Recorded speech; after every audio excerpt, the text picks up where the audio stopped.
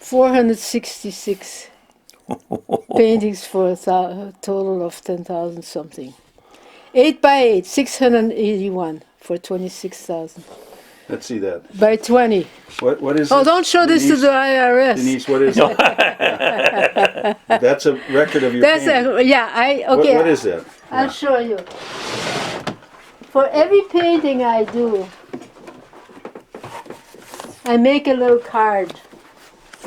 And the little card shows the title, the size, how much it cost, who bought it, and on the other side, what art fairs it went to, where I exhibited it.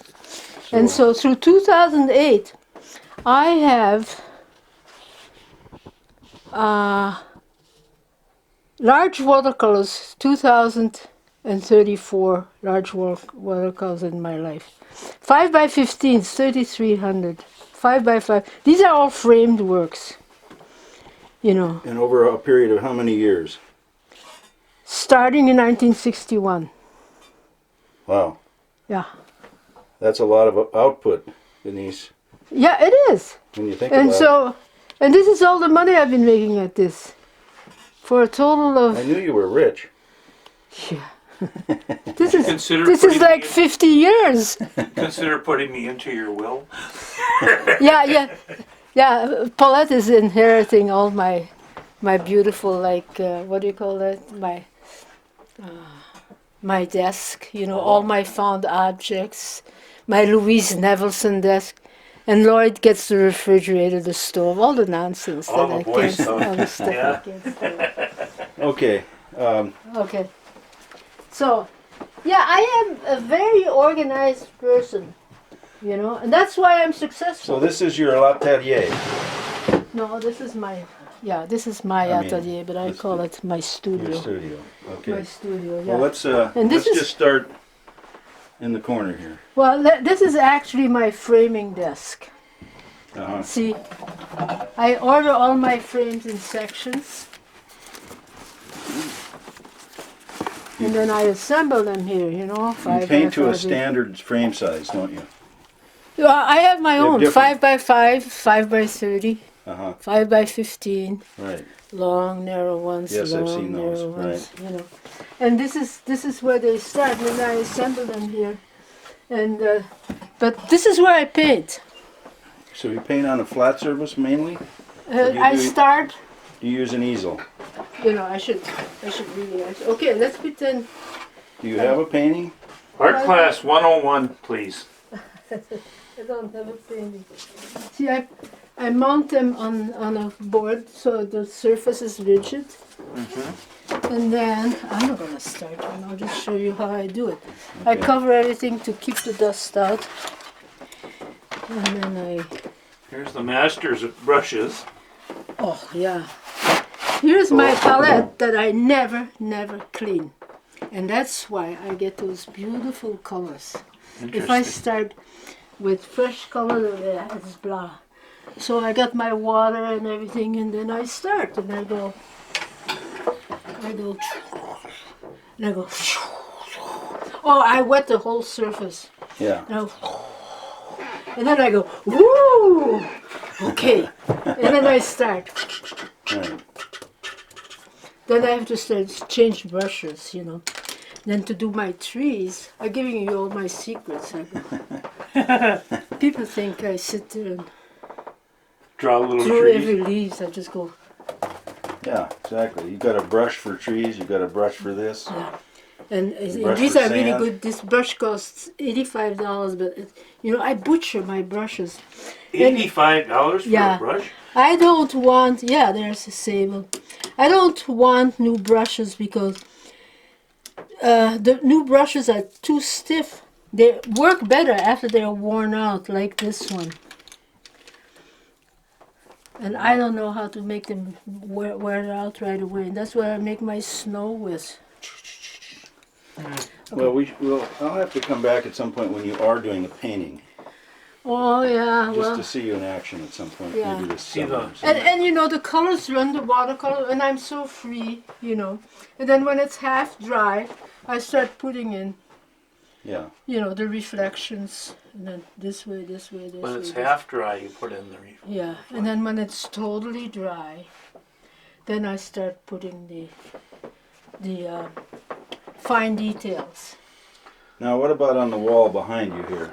Oh, the wall behind. The Well, these ceiling. are all clippings of people I know. Every time I see an article in the newspaper of people I know, and they're mostly local people, you know. There's, there's Marie Nelson, you know, with her dolls, Where? right Point here. that out. I don't know what she did with her dolls. Does she still have a doll collection? I've got 3 of her originals. And then there is the Tri-State. I don't know. No, it's a fair someplace. Yeah, I don't know where So it is. but it's newspaper headlines and clippings. Yeah. then here This we is- got L'Atelier. Well, that was L'Atelier Gallery in Milwaukee. That was Hilda's gallery. That's Yeah. where she started. But we both lived in Milwaukee. Right. And okay, and then there's other local people there. Okay, then people from the Blue Moon Ball. The 1995 Blue Moon Ball, it says. Yeah. How long does it take you to paint a painting? Can you do one in 3 days, 1 hour, or how long does it take an artist to produce a painting? When I'm in a good mood, I can do a couple of them in one sitting. I make myself work. When I start painting, I come up here at least 8 hours a day, whether I paint or not. Sometimes I'm not in the mood, and then I start rearranging Forget furniture. it. Yeah. You know, when I'm in a good mood, when it works out, you know, I can do maybe 5 or 6 little ones. You gotta do it fast. Watercolors, you gotta do it before it dries. You know, I see. because I don't paint like pastel like other people do. You know, I never draw. I don't know how to draw. I just start right in with the brush. Where And did you get your training? I very little training. You're self-taught? I do most everything by the seat of my pen. I was always in awe of artists. I used to go to art fairs and look at art fairs. And one day I met an artist in Milwaukee, and he was a milkman actually, and he was giving watercolor lessons in his garage. So I signed up. And I went, I think, to 3 or 4 lessons, and he showed me how to do the washes.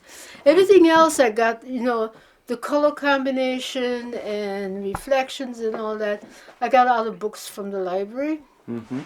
And practice. There was something there that you weren't satisfied to begin with, I No, take? And every time I did something, I learned something. sure. I learned from my own, and I don't follow rules very easily. Mm-hmm. You know, so I did it the way I wanted to do it, and a lot of the things were accidental, but they were so good, and that's why my paintings are so different, because I'm not following anybody's rules. I'm not following the way you're supposed to be painting. I'm painting it the way I feel like it. Sometimes I paint upside down. Yeah, because yeah. Upside down. Yeah, and then the water runs, and then I turn it around. Oh, there's the trick. Yeah, and then I turn it around, and I say, oh, and now here's something, you know. Sometimes I don't even know what I'm going to paint. I just start. And depending, and if it doesn't work this way, I'll turn it this way, then I'll turn it that way. And then, I like that. So then I start painting around that. Mm-hmm. And then that's usually the best paintings. And all of those Paulette's got, because she grabs the very first one, because it's the most creative one. Really? Then I try to redo the same thing, and I'm trying to remember, how did I do that? And you know what? It just doesn't work. Just It doesn't. just, Well, each painting is unique, right? my best paintings are mistakes. You know, I want to do something, and it doesn't work, and I go, shit. You know, and then I said, then I covered it. Oh, you know how my rocks got started? I was famous for doing rocks. Every rocks, there's a mistake.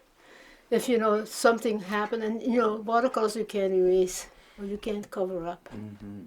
You know, so when so I just made rocks and I put shadows on the rocks and this and that. Then I take my razor blade, like scrape out the rock, you know, and then the colors from underneath come out.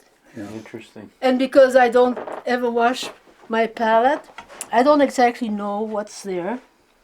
I know I have different colors, Color blanks, yeah. but I've mixed them so much that some of this red probably is part of this green. You can see little bits of it in there even. Yeah, But it makes for that and wonderful it makes it so contrast. rich. Yeah, yeah, and so I really don't know. I have certain colors that I always buy, you know, and I put them all in the same place. But then as I paint, I go from here to pick up that, and this is blue. This is all blue. This is all green, and so it's really a mixture. And When you first started out, were you just a little kid painting, or did you kind of? well, it started in Europe. My stepdad had a framing shop, and I would work in his framing shop when I was maybe 12, 14 years old What country? in Belgium. Okay. And then that's where, you know, and people would bring in their paintings to be framed, and I go, whoa, you know. And then I started my hand at it myself, you know.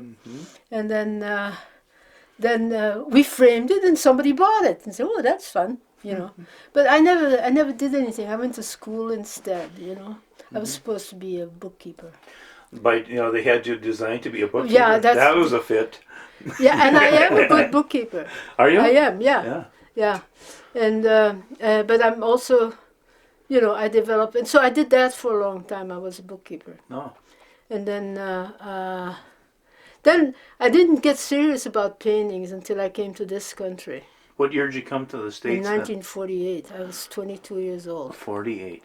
Yeah, and that's the same year as Hilda came. And you can stay right where you are. So that's the same year as Hilda came.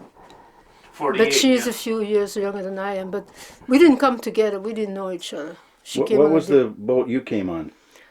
the Do you remember? Liberty ship, the SS something. It was right after the war. Yeah. Uh, And you, something with a lion. did you come in- SS Tiger or something like that. Did you come into Ellis Island then, New York? No, that was already closed in 1948. It was. Yes, it was. So where did you go then? Where did We- you land?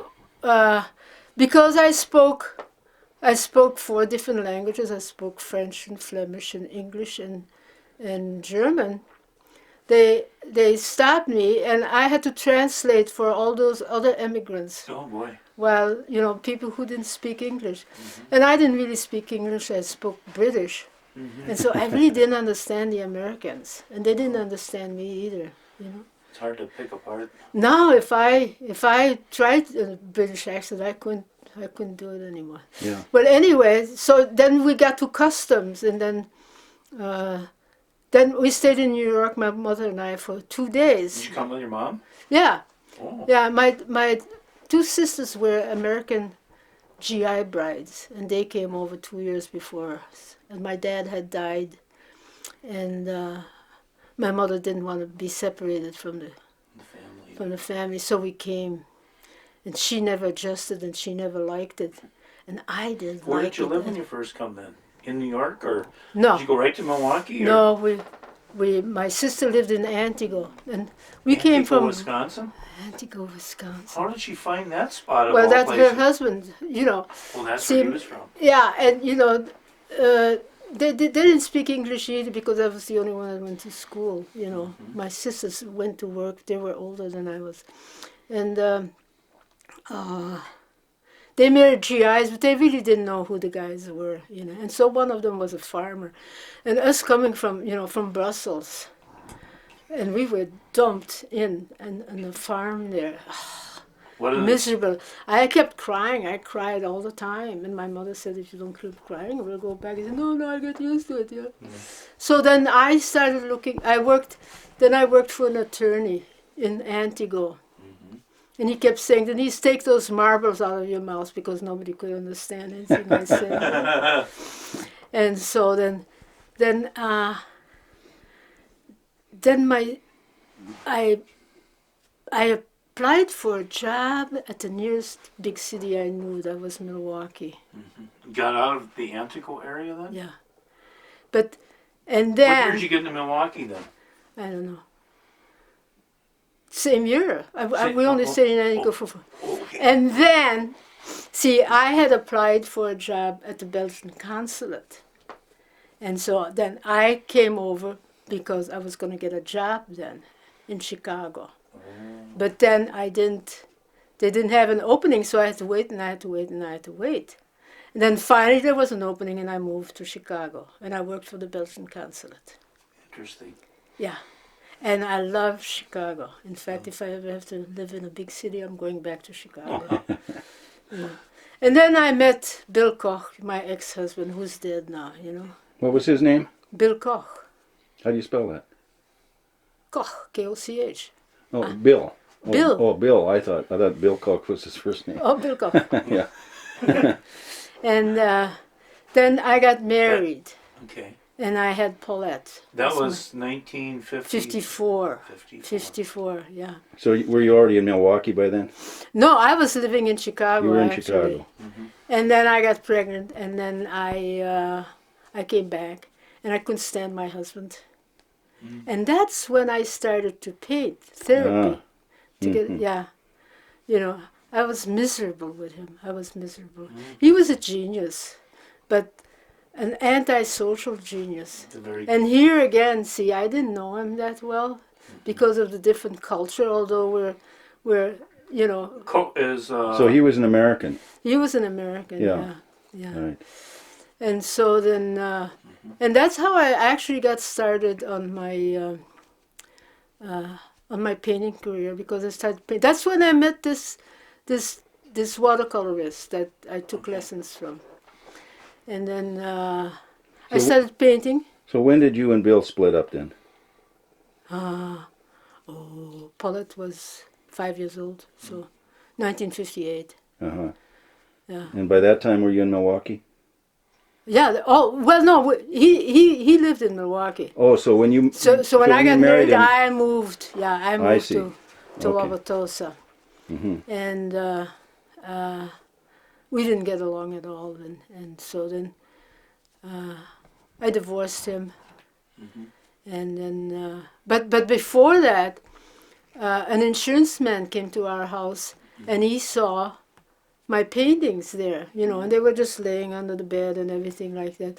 And he was the director of a playhouse in Wauwatosa, and he asked me if I would like to have a show. And I said, who, me? You know? So I had my very, very first show. I just hung them. They were not framed or anything. I had a wash line, and with clothespins I hung my very first. And while I was at that show, someone approached me and asked me if I would be interested in joining the 57th Street Art Fair in Chicago. And I said, who, me? You know, who, me again? What? Yeah, I had gone to a few little shows in Milwaukee, and that's where I met Hilda, at art fairs. And then because, you know, we were both from Europe, and we were not actually very close friends ever. We were just partners at art fairs. We'd drive together. Her husband wouldn't let her use the car, so we'd load her damn pots. And my paintings in my little British car. I had a British car called the Lloyd. It was a little pink car. Oh. And we drove to art fairs together. And that's how we got to Bayfield. We saw an advertisement in a pot shop that said, Tri-State Art Fair. And Hilda talked me into coming. She said, hey, Denise, let's try that. And then she did come with her family. She had 2 kids by then, or 4. So she has 4 kids. She didn't have 4 then, because she had the other 2. What year did you get here then? 63? 63. Yeah. Good. And we kept driving and driving and driving and driving, and we said, God, where is this place? We didn't know anything about Bayfield. And then we fell in love, both of them. Hilda, we didn't have a place to stay either, so I slept in the pavilion under my stand. And Hilda camped with her kids. I don't know where she camped, on the beach or, you know. Maybe down. At- No, That at that wasn't even time open then. at that time you could sleep anywhere. We used to sleep on. I used to sleep on the beach all the time. Yeah. You know, and then we both came. That's how it started. You know, and then we came back, and Jim and George Chabot ran the art fair for several years, Mm-hmm. and then Hilda took over, Mm-hmm.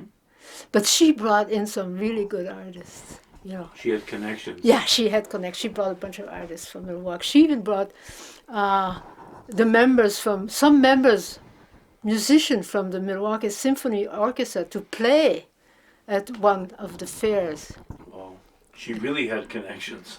Yeah, well, they were all friends, Yeah. you know, through the gallery, her gallery in Milwaukee, you know. And that's how it all started here, you know. And it's continued on for many, many years then. Yeah, so in 1963. 1963, and then I came back. I came back when there wasn't a fair. It's almost 50 years, pretty quick. Yeah. And then my daughter Paulette would stay at your house. She'd come in winter, remember, with her friend, and she stayed at your house. And so then what happened then? Oh, and what I did all summer long, I would I lived in the fishing shack, you know, the Bodine little fishing shack. That's now the office for the ferry line. Okay. First I lived with Jim and George Chabot on the second floor of their house, and then I lived in that little fishing shack, and there was no water, I love living like that. And most of the time I slept on the beach. You know, and many times in the middle of the night I'd have to get up and run home because it was raining. Yeah. So then I met Lloyd. No, here's what I did. I would go fishing with. I went fishing with Kenny Johnson. Sure. Remember, he worked for Bodine. Yeah. I would go fishing just to be on the lake, and my pay was a fisher too. Yeah. You know, and I would. On the old quarry, yeah. Yeah, and then I also went with Earl Russell. But his boat was so filthy and stunk so much, I got so sick he would never take me. The old Esther. Yeah, he would never take me along anymore because I was totally useless. Then I was. Did you get seasick? Yeah, because of the smell. Yeah. And then I went fishing with Ed Erickson. And, you know, not Ed Erickson, Jimmy Erickson. Sure. Jimmy Erickson, you know. On the old Cindy Marie. Yeah. And one time Jimmy, his net got caught in his propeller. Oh. And this was in the middle of, you know, we were like between islands. And me, you know, I used to swim in Lake Superior all the time, you know. I said, well, maybe I could try to go, you know. Cut it out. So, yeah. So I wore a swimming suit and I wore a sweatshirt over it, you know. And so I took off my sweatshirt, you know, and I went diving and I told him what I saw, you know. Then he gave me a knife, you know. Under you went? Come back up. I freed that net. Oh, interesting. But I almost had hypothermia. And he was so thankful. Well, you know Jim Erickson. By the time we got back to Bayfield, I came home and changed clothes. By the time I went downtown, it was all over downtown that I had taken my clothes off and then jumped in the lake naked, you know. Naked? Yeah, and the story went around and around and around. And I kept telling people, do you think I'm that stupid to take my clothes off with a bunch of redneck fishermen? Yeah, but and Jimmy, you know, he liked to tell stories. You know. That story went around. I know I like to skinny dip, but I skinny dip with my friends. I don't skinny dip with Strawberry field pickers there. Yeah. So anyway, that was That's one a of the good funny story. stories. And that's how my reputation started. You know, I did move. You've had to live up to it ever since, Yeah. Denise. Have you lived up to it Yes, since? from that day on, I mooned everybody. Yeah, so for thereafter, I was forever there. Yeah, I remember Carolyn Holman one time had her little ladies or class, you know, Mm-hmm. and they had the North Star, you know. I remember the And North then Star. after, Bobby Vitale's North Star. yeah, after their classes, she would take her students on a tour of lake, you know, on the lake. And I happened to be on, where was I? At one of the beaches and thing. And here comes the North Star. Was Gary there? Well, he must have been Driving the boat or something. driving the boat. And I saw them, they were coming real close by the marina, you know, to look at all the boats and all. And I yelled, "Hey, Karen!"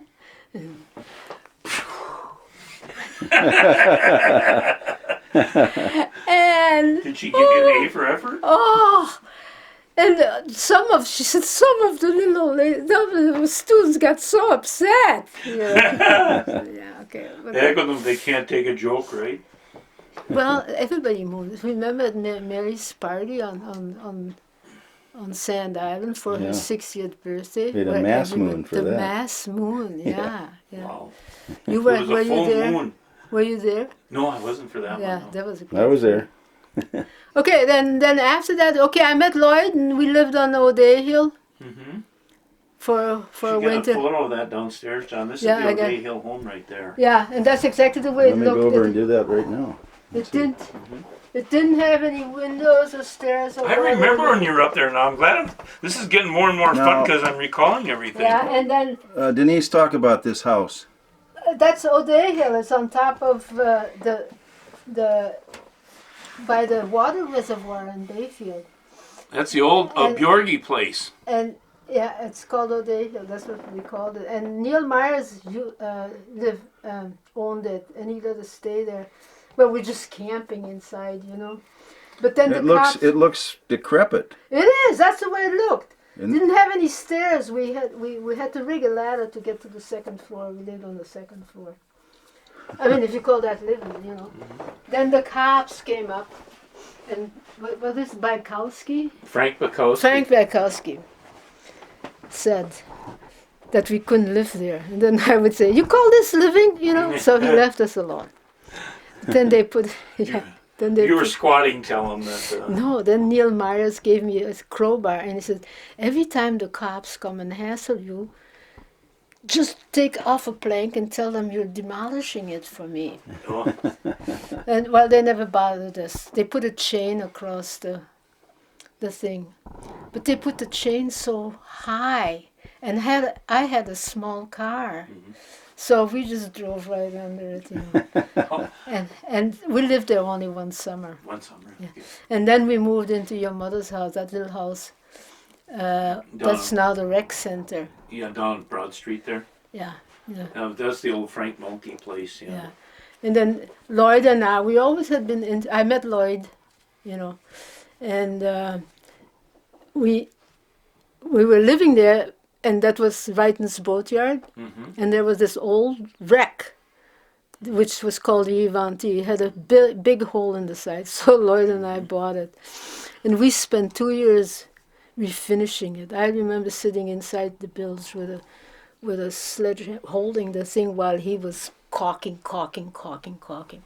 So when it was done, we went sailing with it, you know, and it was just too big for us, you know. I remember So the we- boat when it used to sit in the corner down at the city dock there Yeah. when I was in high school. So we sailed for, I think we went around with it for about a year, and then we sold it and bought a sailboat, and then we've been sailing ever since. But I never liked sailing. I was always scared, always Felt scared. comfortable there, right? Yeah. Yeah, and we used to go to Rocky Island, you know, and those decrepit piers you used to have at the time, those not that way docks. anymore, No, yeah. I know. Yeah. And you know, I'm the one that had to jump off, you To know. tie the boat and Yeah, yeah, and so I never really liked it. But we sailed for 30 years, and we went to Canada, and that's where I got a lot of my inspiration for my paintings. Oh. The islands. I don't sketch or take photographs. You this know? kind of looks like the inlets up there. Yeah, and that's So one. similar to that. That's a photograph of my painting. That's not. Yeah, That's, but I mean it almost looks like you're talking about Yeah. Canada up on that And then- side, and the inlets has some of those features anyway. Yeah. And then the Menagerie go there. Islands. You know, those are not photographs of the islands. Those are photographs Of your of my paintings. my paintings of the islands. Yeah, they're beautiful. You A little know. hard to get. Yeah.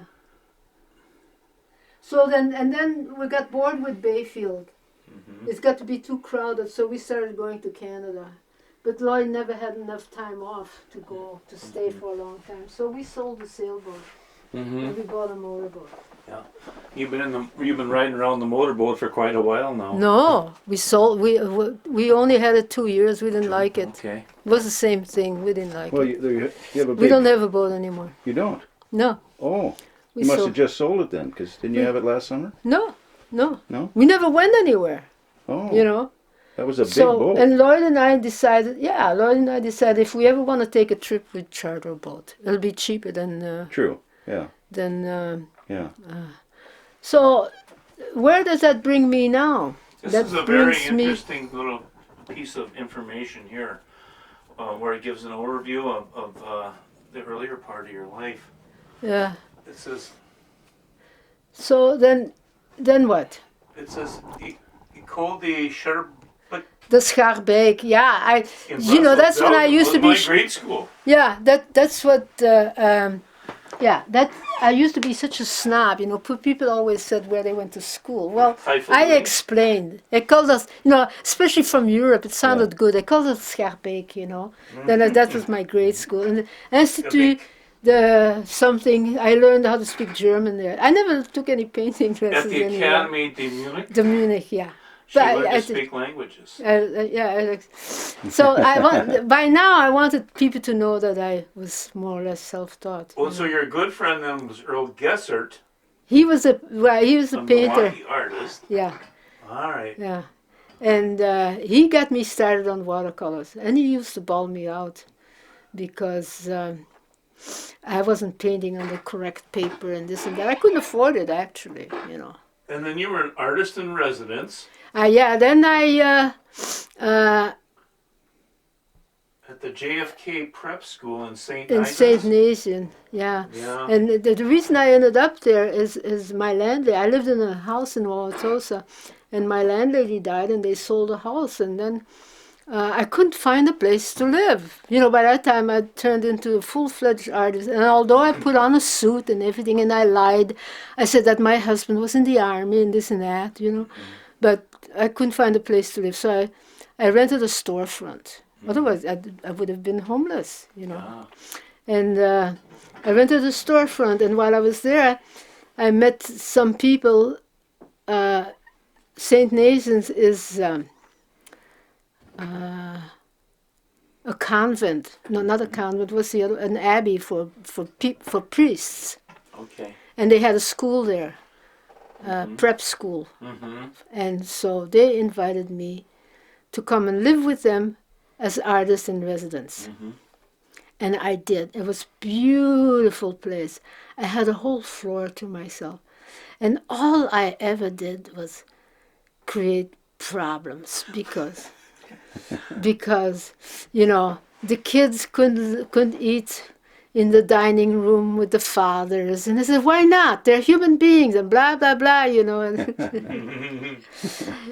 but it worked out, and I loved the kids. You know, it was a good school. You must have been the original Sound of Music type of person there. Yeah, I wasn't it? suppose. You know. I don't know. And then the brothers didn't wear their robes anymore. So everybody was stealing their robes, you know. And here we were wearing their robes, teachers and all that. And those poor You brothers. sounded like a mischief maker there. Yeah, but they were good kids, you know. And then I met Lloyd. And the way I met Lloyd is while I was waiting for Lloyd was in the Coast Guard, and while I was waiting for my boat, you know, because the fishing boats would leave at 4 in the morning, and they never knew exactly what time. So I'd go sit in the Coast Guard station and have some coffee while I'm waiting for the boat, and that's how I met Lloyd. Oh, interesting. Oh. Yeah, Now, And- when was that about? that was in 1973. 73. Yeah. Okay. he was just a young kid, you know. I wasn't interested in him at all, you know. I just wanted to have some coffee, you know. And he was so young, I didn't pay any attention to him. Then Hilda gave some dancing lesson at Bates Bar, you know, Slovakian dances. Uh-huh. So she said, "Hey, Denise, go recruit some of the coasties people to come and take lessons. Free beer." Well, of course, they all showed up. You know? Nobody wanted to learn how to dance. Yeah. And then Lloyd walked me home. I was living, you know, where the laundromat was, where Hilda Latelier was, on the second floor. I was living there. And Lloyd walked me home, you know. And then I said, "Oh, good night." And then he pulled me over and kissed me, and I thought, "Oh, no, not again." You know, every time I came to Bayfield, I had another romance going, you know. Want this one on the streets too. Yeah. So that's how it all started. We went camping. I dragged him out to Madeline Island. I used to camp at Big Bay. I used to camp right at Big Bay Beach. You could camp right. All the hippies were living there. I remember that, sure. Yeah, and it was delightful. At the town park. And Yeah, yeah, and you could skinny dip. You could, because there was nobody there, but people, my kind of people, you know. So I had a good time, and then I dragged Lloyd there, and it was a little different for him. Would he come from more of a puritanical Oh, base? yeah, very, very. Norwegianist? Yeah, but he was in love, you know, and so he agreed with anything I'd say. You could You have know. told him to jump off a cliff and he'd have done it. Oh, absolutely, you know. And he should have ran, because the very first time I invited him for dinner, you know. Well, I lived on the second floor of the what's now the Water Music Building, you know. And there was no electricity or no water there either, you know. And So what did you prepare for him that night? okay, I opened a can of clam chowder, and we ate it out of the can. And so you wooed him further with that? Yeah, a little glass of wine and candles, and yeah, and I didn't even have anything to heat it with. And I tell him now, that should have given you an indication. You know, you should have just ran and never turned back. Because I'm a lousy cook. I hate cooking and all that. I don't mind food. Yeah, well, I eat good food. Yeah. You know, but I don't like gourmet cooking. The only reason I go to the Mary's party are fun, but boy, is the food good. But I can't make that kind of food, you know. And so that was 83. How many years ago is that now? 37 years? Yeah. 73 to 73, 83, 93, 35 years? 2003. 36 years? 36, 37. Yeah, and then when the summer was over, he said, and he was getting out of the Coast Guard, and he didn't know what he wanted to do. He said, "You want to hook up for a while?" And I said, "Well, sure." You know, I thought for the rest of the summer. Well, that was 37 years ago. Isn't that something? And we're still, yeah. Did you guys get married? No. No, I didn't think so. Yeah. We didn't want to because we didn't really know if it's going to work, you know, because of the age difference. I'm 22 years older than he is, you know. Yeah. But you know what? If I had met him now, he's such an old fart. Yeah. He's interesting and everything, but you know, he's aged. He's not that young kid anymore with You do spiritual. lose that effervescence. Yeah, over a now period he's of become time. such a serious man and so stodgy, you know. Yeah. I mean, I would have never lived with him. We know he's been hanging around with Harold Mackey for quite a while. And that, now. that's another thing, you know. Although, you know, it's through him that I learned how to ski. You know, he used to ski, and I would just sit around. He said, "Why don't you try it?" And I would say, "Yeah, who, me?" And I tried it, and I fell in love with it, and Well, you were on the ski patrol for... yeah, it was him too. They asked him to be on the ski patrol because they wouldn't let the high school kids ski anymore unless there was a ski patrol at the hill. So they recruited about 12 guys. And Lloyd said, "Why don't you try out?" Who, me? So I tried out, and I became a ski Were you a pretty patrol. good skier? I didn't know. I hardly knew how to How ski. old were you by this time? 50. Yeah, at Yeah. 50 you start skiing. Yeah, but you know, the ski patrol taught me how to ski well. And you know, I can, you know, although I did break I had a little accident last year, but that was a stupid accident. You know? Now you went skiing Wednesday, right? This past Wednesday, yeah, a couple days ago. Yes, it did. Downhill or cross country? Downhill. Downhill. Downhill, yeah. How many years were you on that ski patrol then? 22 years. 22 years. Yeah, and it was only, and on when they were open on Wednesdays, and ski patrol is a volunteer thing, Yeah. and on Wednesdays they couldn't find guys to patrol because they all had to work. So there was Therese Harmon and me were the only two patrollers there. Neil Harmon's wife? Neil Harmon's wife, yeah. And we were good skiers and all that, but that was a big responsibility for just two women, That is. And Did you ever have to save anybody or? yeah, well, at that time we didn't have snowmobiles. We had to bring the people Up the tow down. rope, Oh yeah, I like. T-bar tow rope, and up the hill you went. And then we'd have to bring the people down on the sled, with the, yeah. It was a nightmare. Yeah. Like that. And well, we had to train, And the reason I did it for 22 years and I liked it. And then they didn't have any teachers there either. So Hill and I were teaching the little kids, the high school kids, to ski. We were never racers or anything, but we were pretty good skiers. You were teachers.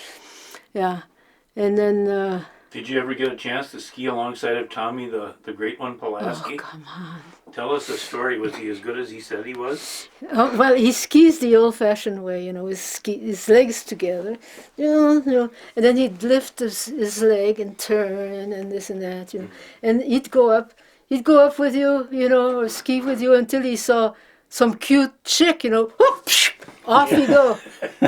We'll see you later. And then his wife, who, what's her name, Teresa, Yeah. when she started skiing just a couple of years ago, she was, she hardly could ski. You should see her ski now. I can't catch her anymore.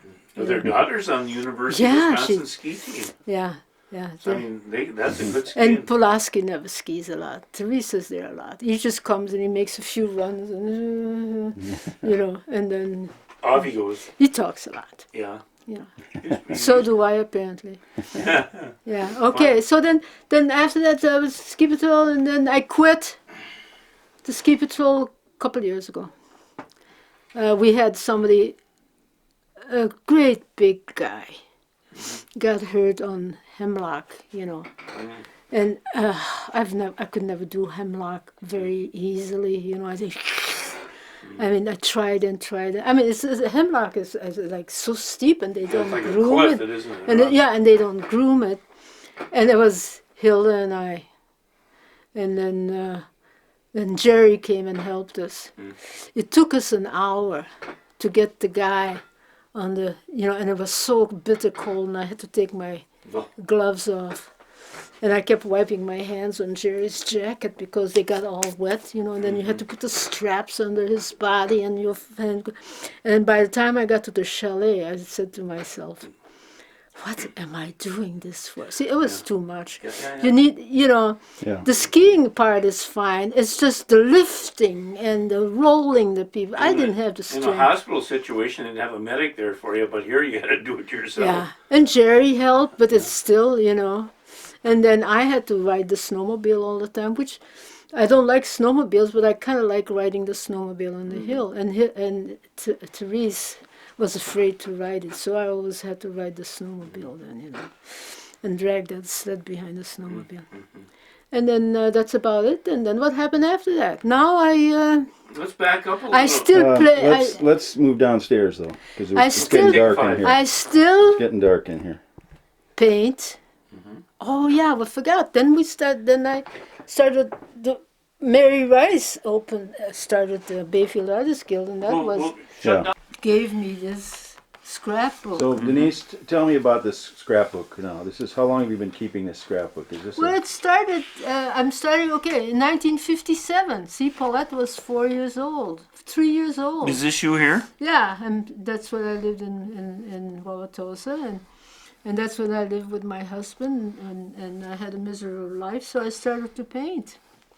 And so that's how it all started. Wow, you were a hot chick in those days there, kid. No, I don't know, I was skinny. Were you? Hey, and here's my very first art fair in Chicago. I was in the alley, and I had a wash line from here to my car, and these are not my paintings. My paintings are and I sold my painting and started painting from $20. $20 for the first one? Now I've already sold some for $1,525. You come a long way, baby. Didn't Yeah, I used to be a starving artist. Now I'm loaded. So Yeah. Denise, what would be good is if as things trigger you, now then tell me. Okay, rather I'll than- tell you. I'll tell So you. that Yeah, look at otherwise- John. Otherwise, I get you only just looking down. Okay, this is the Let me hold it here, maybe. Does that You work? know, or- just. okay. Well, this first race It started can in, lay down like that. That's in fine. 1961, I think, whatever it says, 1961. And so these are my various artwork, but they're not important to the Bayfield historical thing. Yeah, but they're No, but important the- because they're the start of your career. And Well, then they're also it's part of your life, so that's important. I would take my paintings and go to Madeline Islands, and this is the way, and took the ferry to Madeline Island, and I camped there. Camping. Where did you camp? I camped at Big Bay, but camping means I just strung a hammock between two trees, and that was it.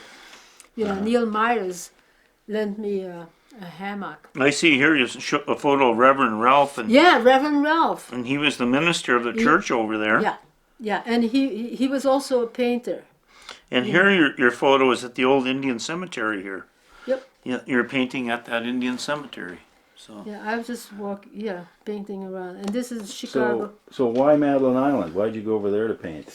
Because that was I think the second year I met Neil Myers.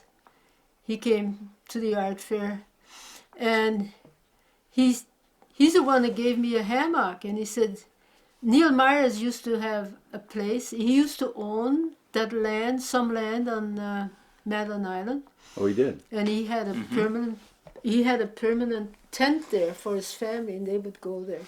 yeah, So he thought I might like it, and so he threw a hammock, and he says, "Here, Denise, go to Big Bay, and see if you like it there." So I did. I strapped all my things, and I went to the thing, and I walked all the way from the ferry line to Big Bay.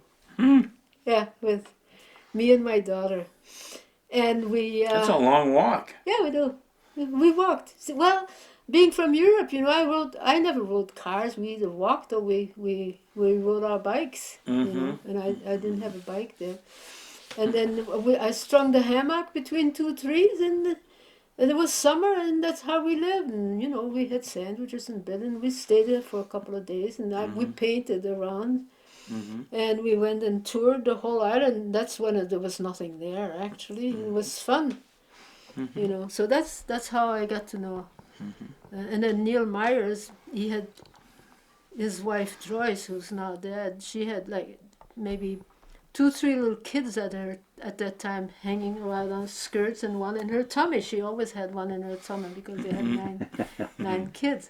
And then I got to know that family really well. Nice people. And all the kids, you know. Their property was located where Big Bay State Park is now. I was there as a kid. Yeah. I remember when they lived there. I worked in the ferry line then, and they'd come over, and that's the youngest ones are now 50 years old, I guess. But Yeah, well, Noel's dead. He was the Yeah. oldest, and then Jan is dead. I don't know. So there's still Chris and Nathan, and then the 2 little girls. He never called them by their name. They were always the little girls. There was one named Alex too. Do you remember? Oh, Alex, yeah. And then the one who, I don't know who's the one that bought Steve Dunker's bookshop. He bought that. Yeah. And they're building, okay, they had that little, Ann Rumsey and yeah. I forget what his name is. It's nice to have them in town now. Myers. It's not Chris. Noah? Nathan. Nate. Nate. I think it is Nathan, yeah. Yeah. And then they had, then there's Sarah.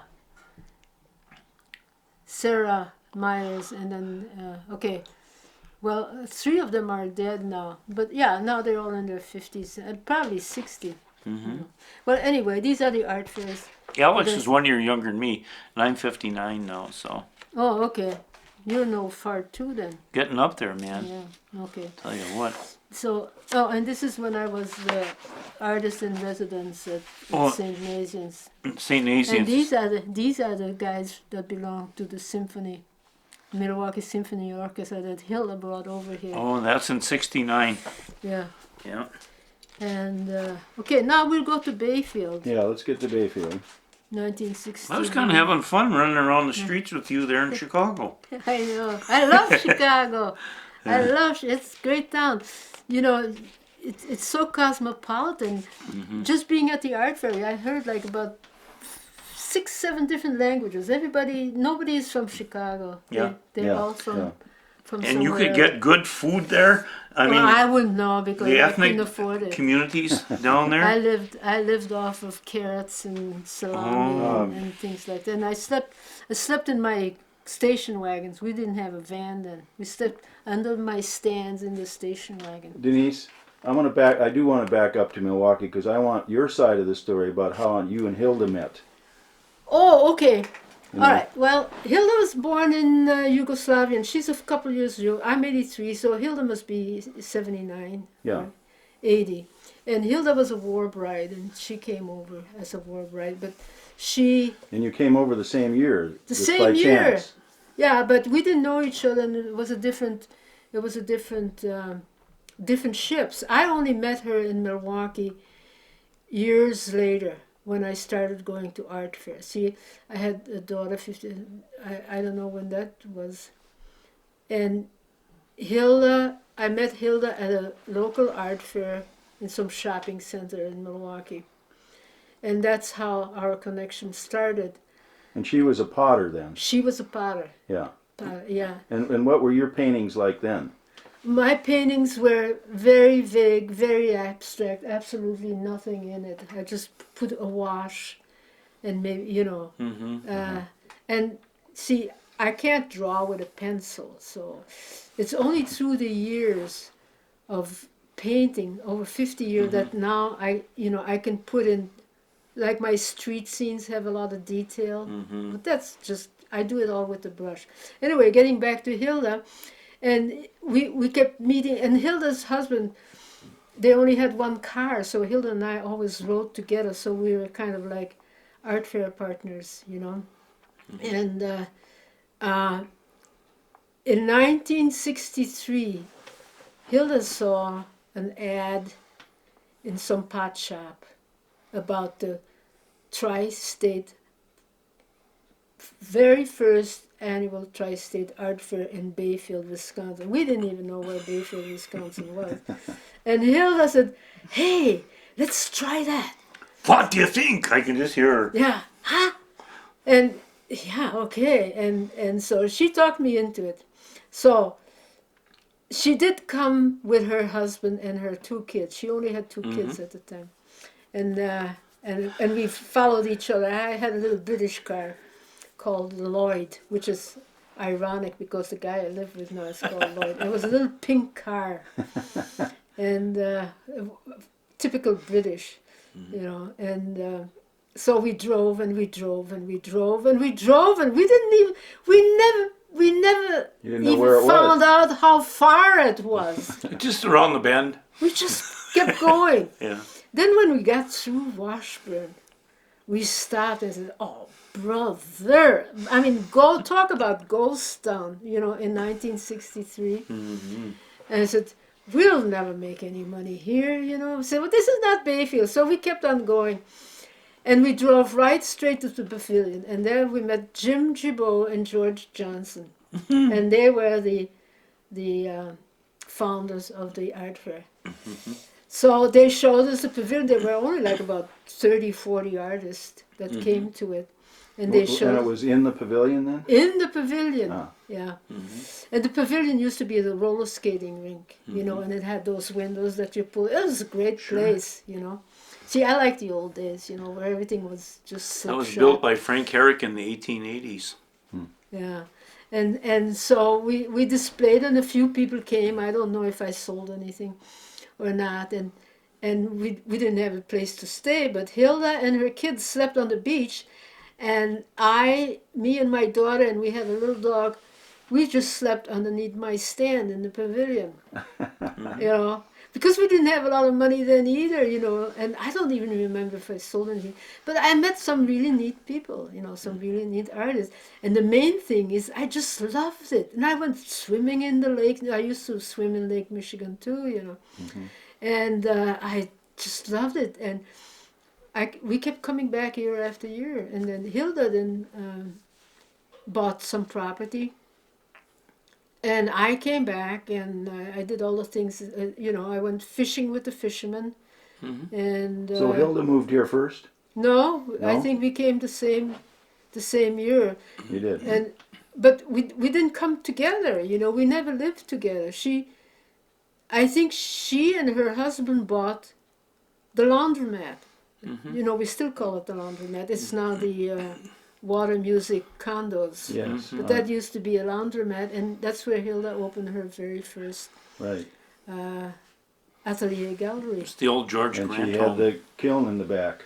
Yeah, she threw pots. Yeah. And then I lived on. First, I lived with Jim and George Gibault. The Oh, you second did? year, yeah, that house now. That's where is it? Across from the ferry landing.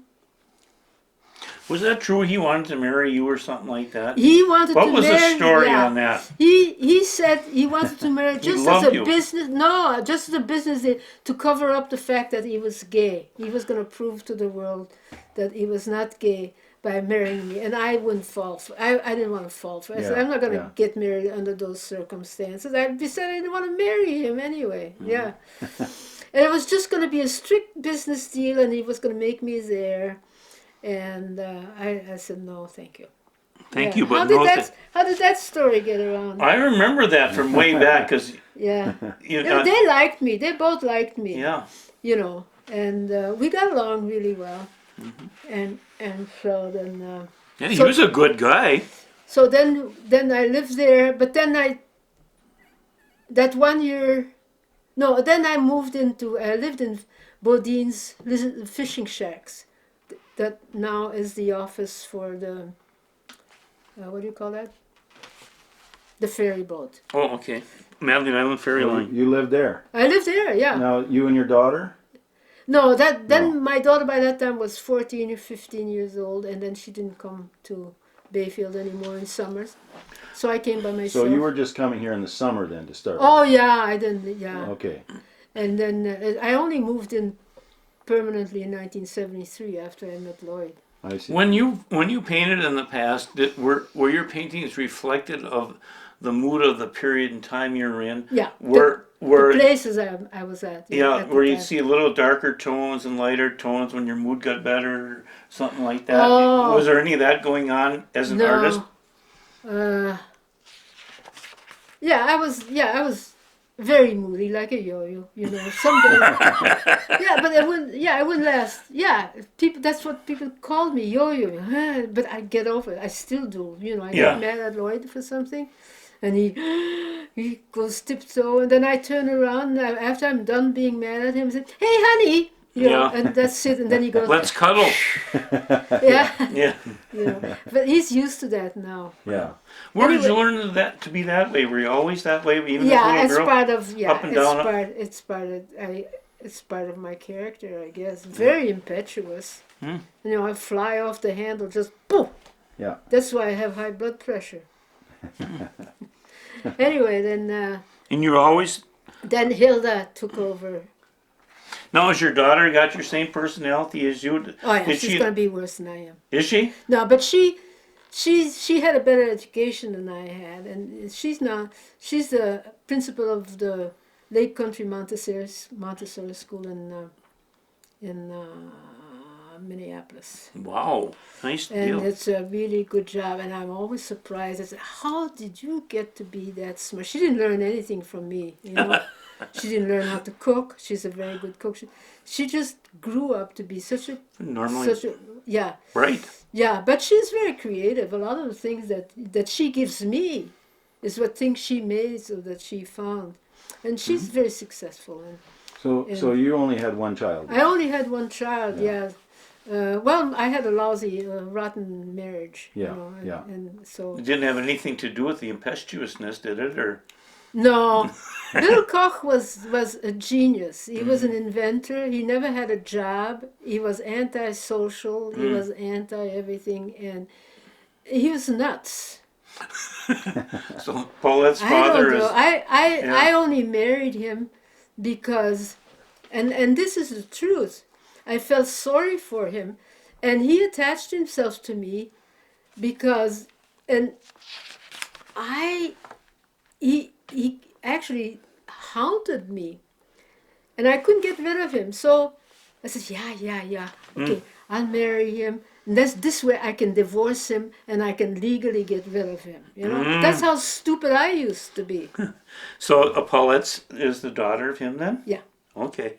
So and so we really never had a marriage. It didn't last very long. You know, it only lasted like about 4 years. You loved your daughter though, I can tell that. Oh yes, and it's because of her that I became an American citizen because once my job was done at the Belgian consulate, I'd have to go back to Yeah. So I became a citizen because I didn't want her to be misplaced, because once, although I have adjusted to the American way, but I really not. I am still a foreigner here. I really am. You're European. And but I don't belong in Europe anymore either, because You're a I woman haven't without a been there. country. Yeah, and I don't feel at home anywhere. But so wherever I throw my hat, that's where home is. And a feather pillow for my bed. Yeah, and so that's how the saga. So you've got a grandson too now. Tell I've- me a little bit about the personality of the grandson. Like his Well, mother, like his he's a lot like us. Is he? Yeah, in fact, he comes and visits us all the time because he doesn't want to miss anything.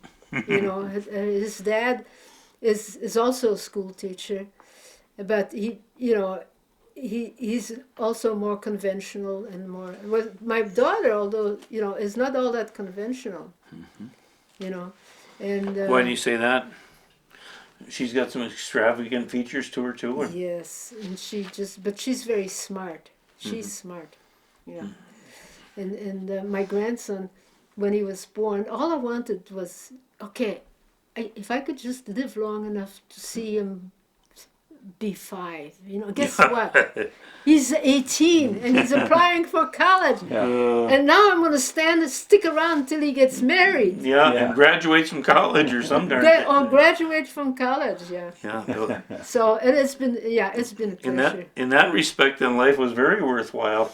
Yeah, and he's, of course, now I'm talking like a typical grandma. Although I never said to Paulette, I want to be a grandma. I never want to be a grandma. But you didn't discourage her either, did you? And he's applying for, he wants to be a journalist. He's very good at writing and all that. But I really think he's going to be a comedian. He's got a lot of my traits, a lot of irreverent things. Him and I are so close, when he was a little kid, and I would say, damn, you go, not supposed to say that, Grandma. Oh, he doesn't even call me Grandma, he calls me Berber. What does he call you? Berber. What does that mean? I don't know, he started calling Berber? me that, and I don't know where that comes from. Okay, back to... Where do you want to go here? Well, Denise, I want to, let's just track the Arts Festival history. Okay. You came here first, Tri-State Arts 1963, Festival, you and Hilda. Okay. Yeah. Then, when did you guys get actively involved in that festival? I didn't. Hilda did. Hilda did, okay. I was just... You came in the summer. Yeah, we both came in the summer. Yeah. And then Hilda took over the Tri-State Art Fair. When do you think that was? I have probably... Because I'm not sure Hilda remembered. I don't either. I don't think I documented. 1960, we came in 1963. This is when Jim and George Gibault ran it. Oh, I know when Hilda took over.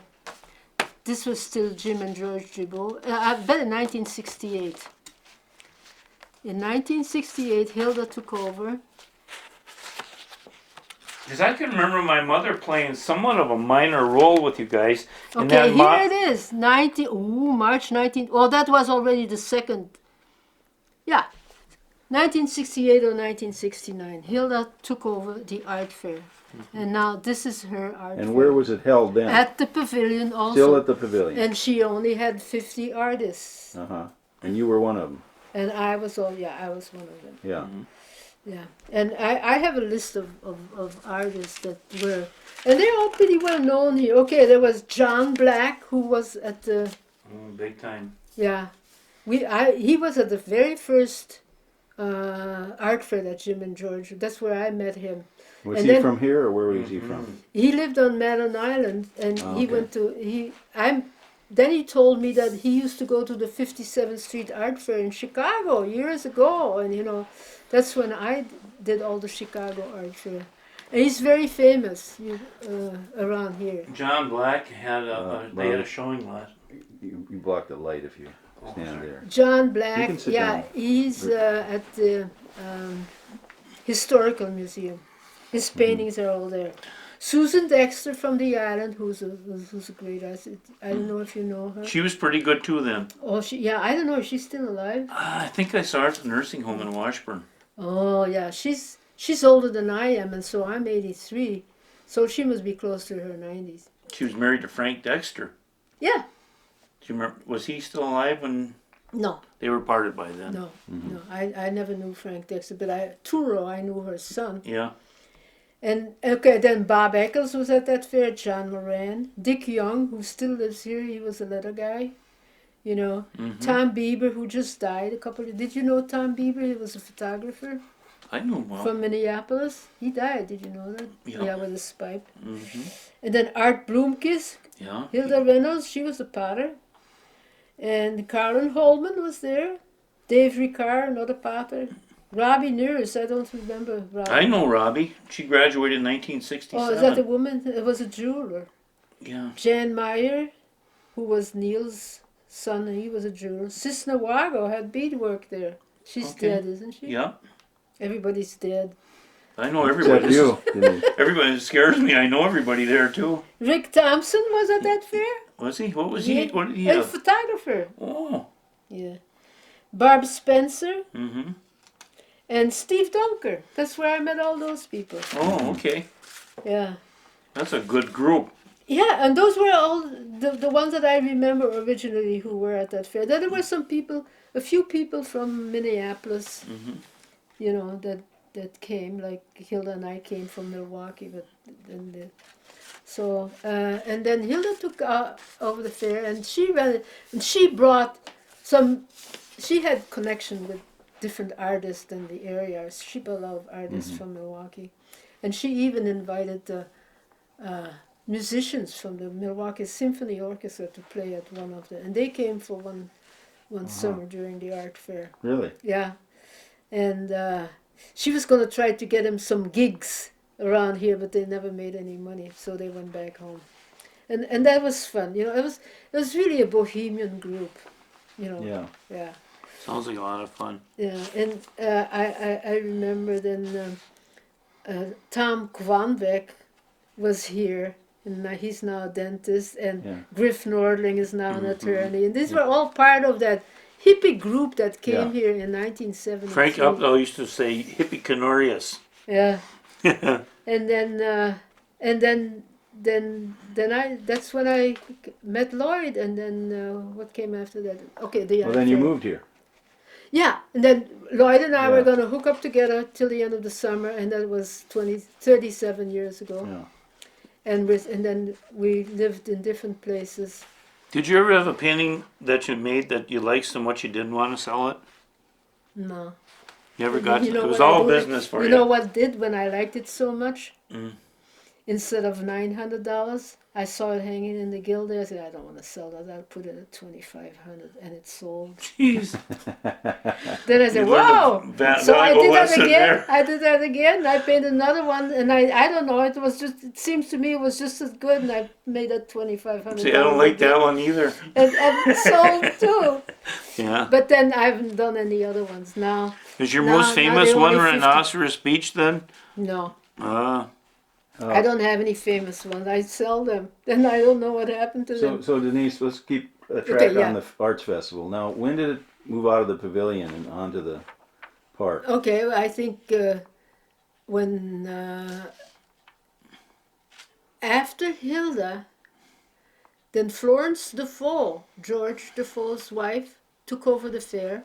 Oh, she did. Yes, she did. She ran it for a couple of years, Oh, and she got more artists, and then they held it in the pavilion and in the park. And so you either had a choice. You could either set up in the pavilion in the park. So we had more artists. And then Florence Defoe ran it for a couple of years. And then the Chamber of Commerce took over, and that all hell broke loose. What Why? year would that have been?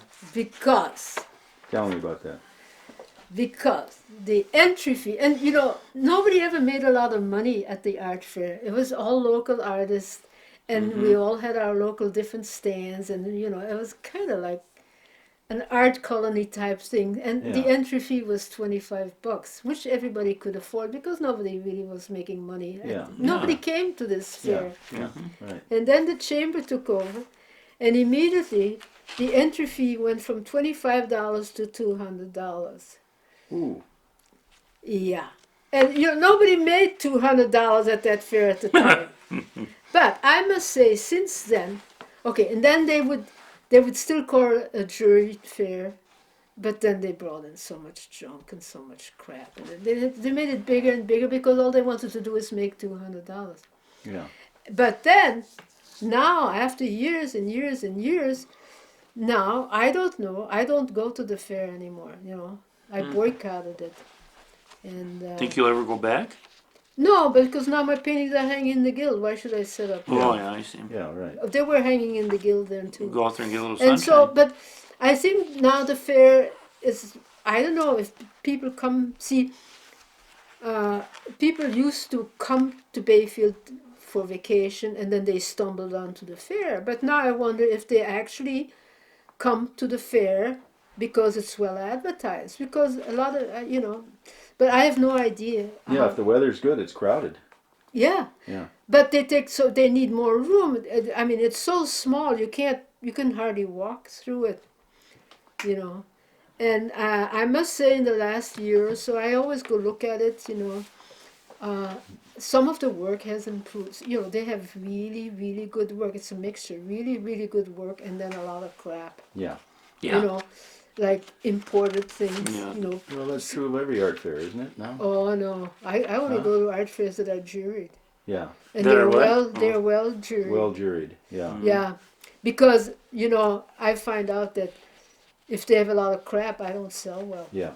Yeah. And 'cause- if I can't make $2,000 at a fair, I consider it a poor fair. Mm-hmm. I used to, and if I made 200 at one when I started, I thought, whoa. We're in the money.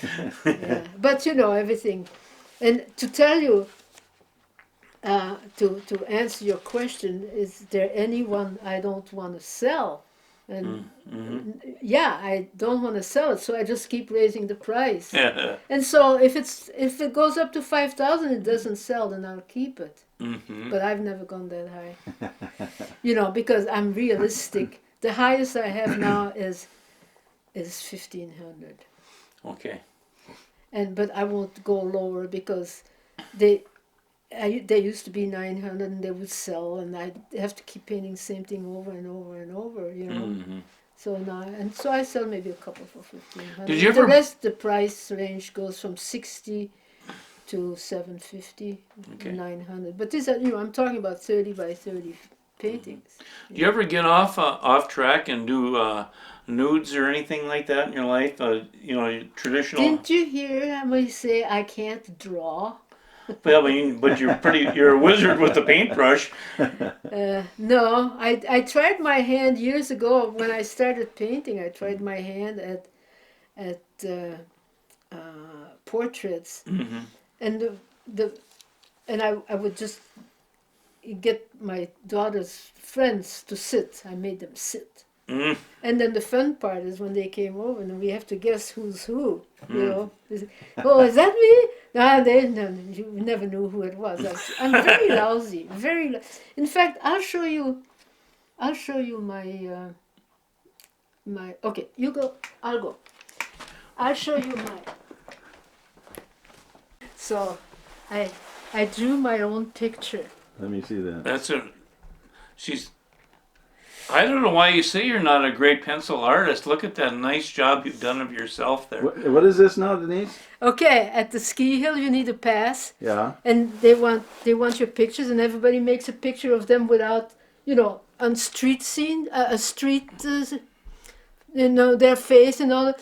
But the guy at the lift attendant doesn't see you that way. He sees you with your helmet and your goggles and your neck warmer up there. He Sure. only sees your nose and your eyes. So I drew myself. Isn't that lovely? That is so you. So, and now everybody says, "Oh, it looks that's the way the attendants see me." So to answer your question, why I don't do portraits or nudes, Yeah. because that's It's the final outcome there. yeah. Well, I have to severely disagree with you. I think that you do a wonderful job of self-portraits.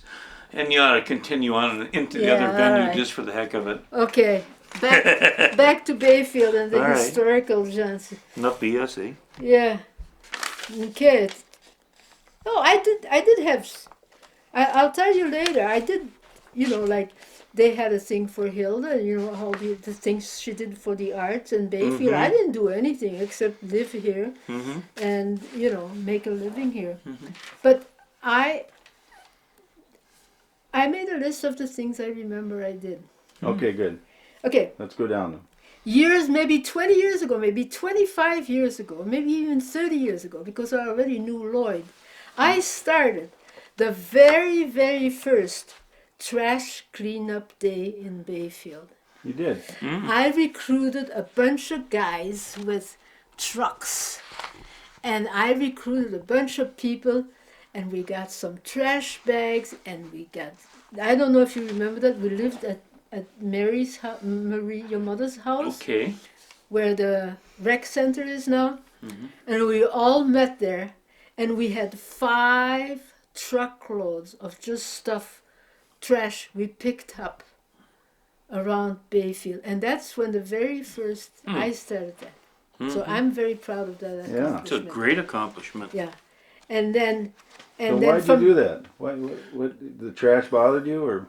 Yeah, no. Well, I walk a lot, and I walk along the railroad tracks, and I walk all over, and all I ever did was pick up trash. I could not walk by without picking up the trash. So I used to walk with a plastic bag to put the trash in. So and cigarette butts and trash. So I decided we're gonna clean up this town, and so that's how I said. And then after that, it became a yearly. Annual thing. I think it's still going I think on it now. is. They have the school kids doing School it. kids do the ravine every year. They do. Yeah, and we did. Okay, that was one of the things I did to improve the Bayfield. The other ones I got, that Presbyterian church. I don't know if it ever bothered you, but they used to have those really loud, obnoxious chimes that would bang, bang, bang. It wasn't even music. And that one time I walked over there and I walked in that church. It wouldn't stop. It was stuck. And it drove me nuts. I walked down there and I walked in the thing and I unplugged everything. And all of a sudden, bang, bang, bang. I found the right plug. And I told them I did it. They bawled me out, saying that it cost them a lot of money to start it over again. And then I started trying to get them to lower it at least. Now I don't hear them anymore. Don't they have them anymore? Well, they on Sunday mornings at 10. And I think what they did, they removed the one speaker that's facing up the hill. Yeah, I think so, because we can't hear them. can't hear anymore. that now. And it's They okay. used to ring them at 5 o'clock too, but Yeah, every day. used- But I yeah. don't think they do that now. No, I haven't heard them. Yeah. And also, the thing is, most of their congregation people live miles away. They didn't hear them. It's us who live right under it, you know. Yeah, And yeah. so, okay, I accomplished that. Good. Then the other one I accomplished, which I'm very proud of, is I got the tour buses to turn off their engines. That I started that. I had to go through 3 mayors to do it. Hackbard, Ed Erickson wouldn't listen to me at all. Blah No. blah blah. Hackbard was such an namby-pamby. He didn't do anything about it. And finally, Mayor Larry. Larry.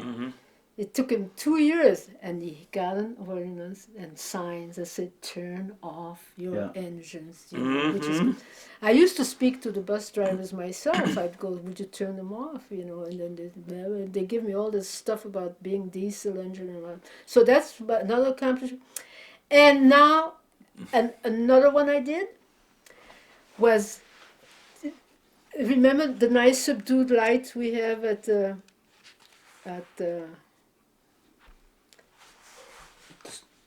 Not at the school? The park. Or the park Park service service. over it, yeah. They used to have those glaring lights, Yeah. and yeah. at the school they had those glaring lights. Yep. Okay, I started that, and it took me a couple of years to get that. And then they changed the light. There were glaring lights over the bridge, and you could never see the moon or the stars. And in fact, those yellow lights are. And then now I'm working on the mayor. You know, they have 4 lights there, and 3 are dedicated. 2 are dedicated, you know, in loving memory. This light shines in forever loving memory of Hebert or something like that. So I told the mayor, I asked him how much it would cost to dedicate one of the lights to me. And it would say, "This light has been turned off in ever-loving memory of Denise Koch." And he said, "Nah, I'll never go." Yeah. He said, I said, "Come on, just one. I'll pick the one, you know." And I'm still working on it. That's good. And the other thing I'm going to do and try to do now, and especially when he was mayor and he was smoking, is ban smoking in the whole in the whole city of Bayfield. You know, people stand outside the guild. There's a restaurant next door. They stand right there in the doorway smoking, and they're outdoors. Well, you know, I asked them to please move. You know, people should only be able to smoke in their houses. You know, so that's what I'm working on now. But Well, that's a fight that's been won around the country already in yeah, a lot of places. So yeah. And you know, businesses aren't losing. I think the inn started. They were the first one to have no smoking in, which is good. You know. Okay, back to Bayfield. Okay, those are my accomplishments with Bayfield. all right. Plus 3,900 million paintings. Oh, that's not for Bayfield. That's my income. Oh, okay. Yeah. Then I put beauty, and and I do when I. Then in when did the guild start? The pavilion, 1963, Jim Gibault, O'Day Hill, Mary Nelson's house, Paul Turner's house. Okay. And then Ski Patrol, that's not important. But I have something, fishing with Kenny Johnson. Oh, and then and then I've been working at the guild for over close to 30 years now. So And which you know, at the were guild. you a founding member of the guild? No, Mary Rice founded it, but I was. There were only 5 of us. Remember who they were? Yeah.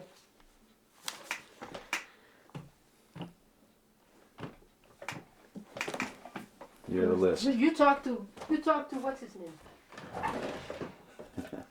Archive. See, I mean, I should have been an attorney. You know, I write everything down. And you know why I write everything down?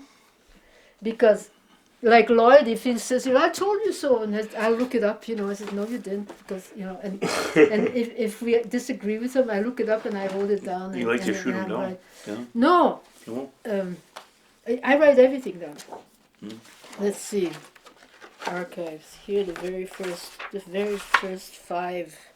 Oh boy, look at this, John. Lisa Uh, Spencer, yeah. Diane. Diane Randolph, Dave Ricard, Denise Koch.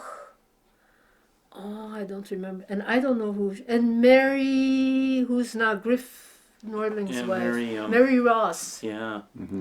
And then these people, I don't So know. hold that up so I can zoom in on it and see this. And it was held where now the pizza, where Grunky's Pizza Parlor is. Oh, okay. That was the very first. And Mary owned that building. It's the old Henry Walksmith building. I don't know. So this was about what year would you say? That was in 1981. And then those are later people. In the guild? Yeah, now we have 18 members. We started, well, there's more than 5. 1, 2, 3, 4, 5, 6, 7. Mm-hmm.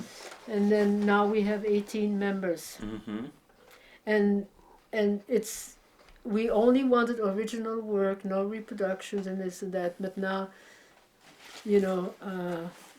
slowly it's starting to creep in, and I'm on the board and I always have to fight and I'm always outvoted, because I don't want to take, I think we should remain a gallery and not a gift store, and only take things because it sells. Hot dogs sell, and we don't sell any hot dogs. Or beer sells, we should sell beer then, And also, the guild is set up so that people have to work there, and the more members we have, the less they have to work, But their work is out there, So I'm fighting constantly. So where was the first guild gallery? The first guild was at what is now Grunky's Pizza Parlor in the back. Then we moved, and Mary Rice owned that. And then we moved to what's now the First Street Art. No, that was now the T-shirt. No, next door. What used to be Grunky's. We moved there. We had that whole thing. And then Ulu Glass bought the building.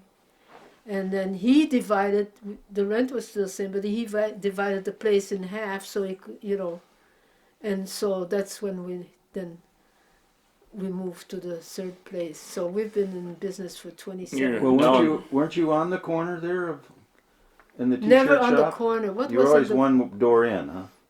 Yeah, what was on the corner? What was on that corner before it was a t-shirt Okay, shop? before it was a t-shirt, first of all, it was the print shop, Jim and George Gibault, the newspaper. Then after that, what was there, Robbie? I don't remember. We never were on the corner. Something else was there.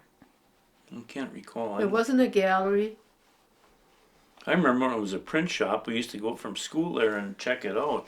Yeah, I used to work, Paulette used to work there in summer for Jim. I don't know what, I forget. I totally forget what was there. And now you're where? Now we are on 200 Rittenhouse Avenue, what used to be the old drugstore. Right. But that's divided in half. And then that was too. also a clothing store for a while. Well, Isn't yeah, it? it was a drugstore, then it was a clothing store, then it was a pottery, then it was, then Bodine was in there, and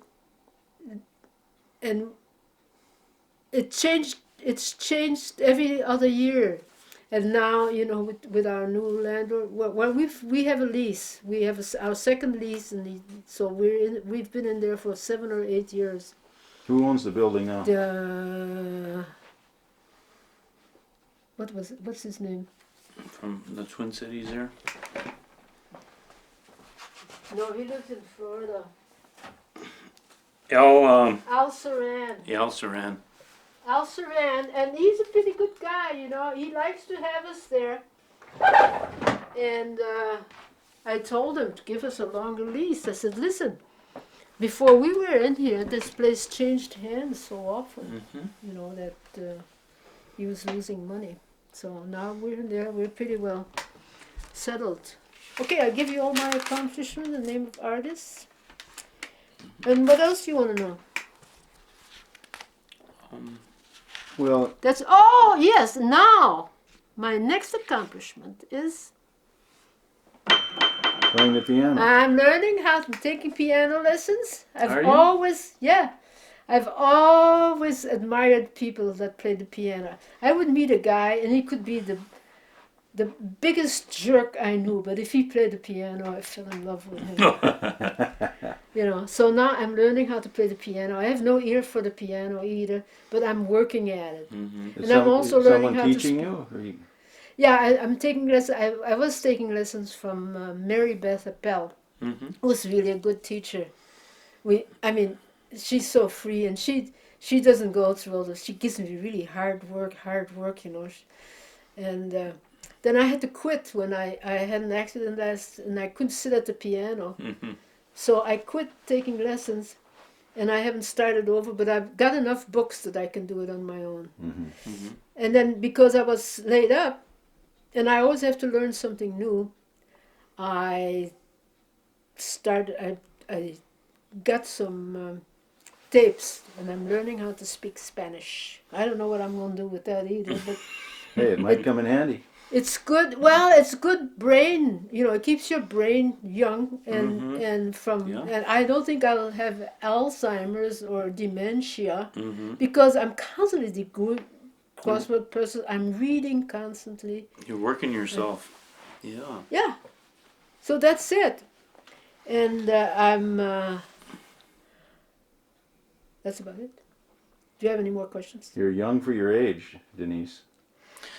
Oh, well, I take good care of myself. I eat well. I don't use salt. I do have high blood pressure, but that's hereditary, I think. Mm-hmm. But I watch what I eat. I don't eat a lot of fat. That's why I can't eat in restaurants a lot because it's always too salty. I never know what to order. Mm-hmm. You know, I have my little cocktail every night.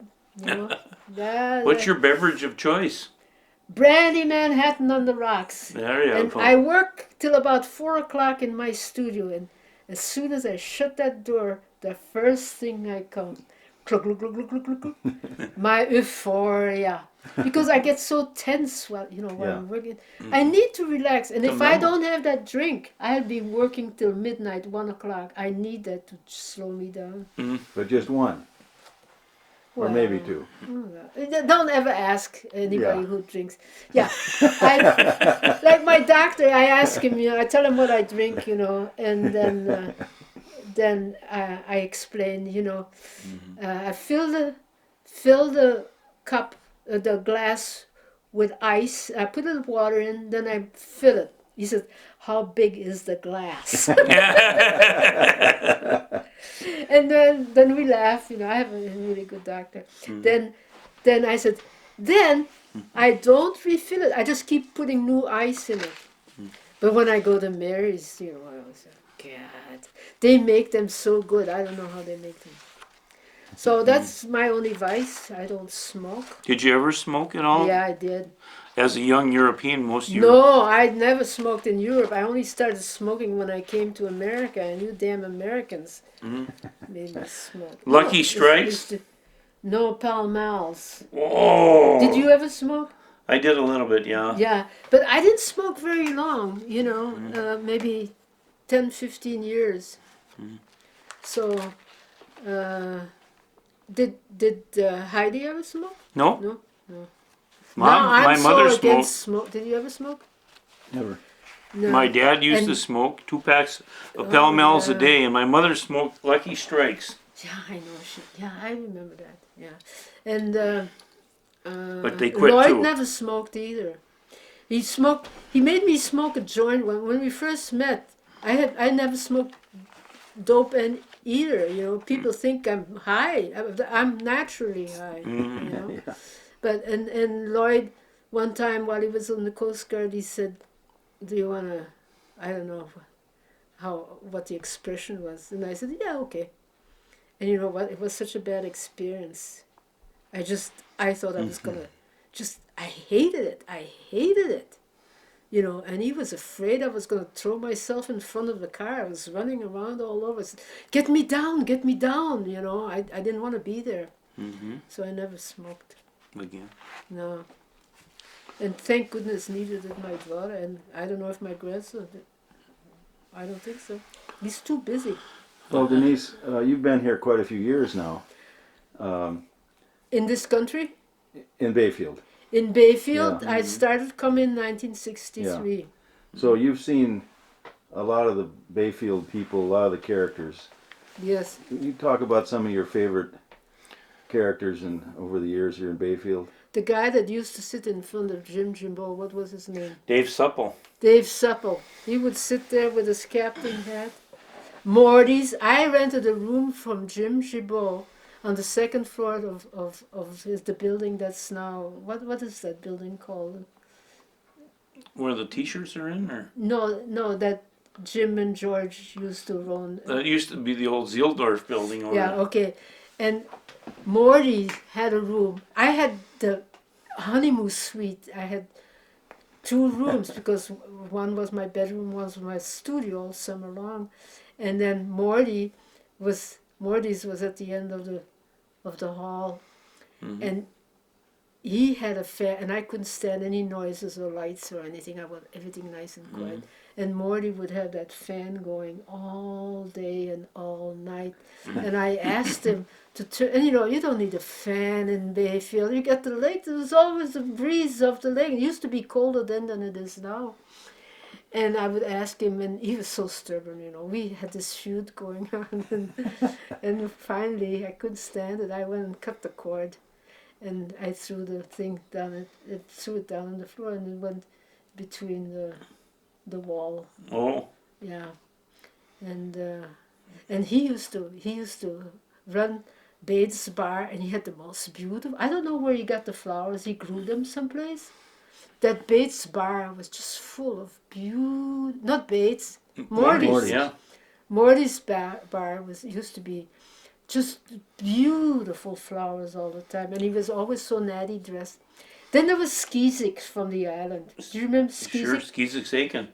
Yeah, he would walk. Francis Aiken, his name was. He lived like 7 or 8 miles from the ferry, and I think once a week or once he would come. He would walk all the way to the ferry, come to Bayfield, to his grocery store, put his backpack full of groceries for another week, back to the island. I mean, these were characters. Remember when he used to play the spoons?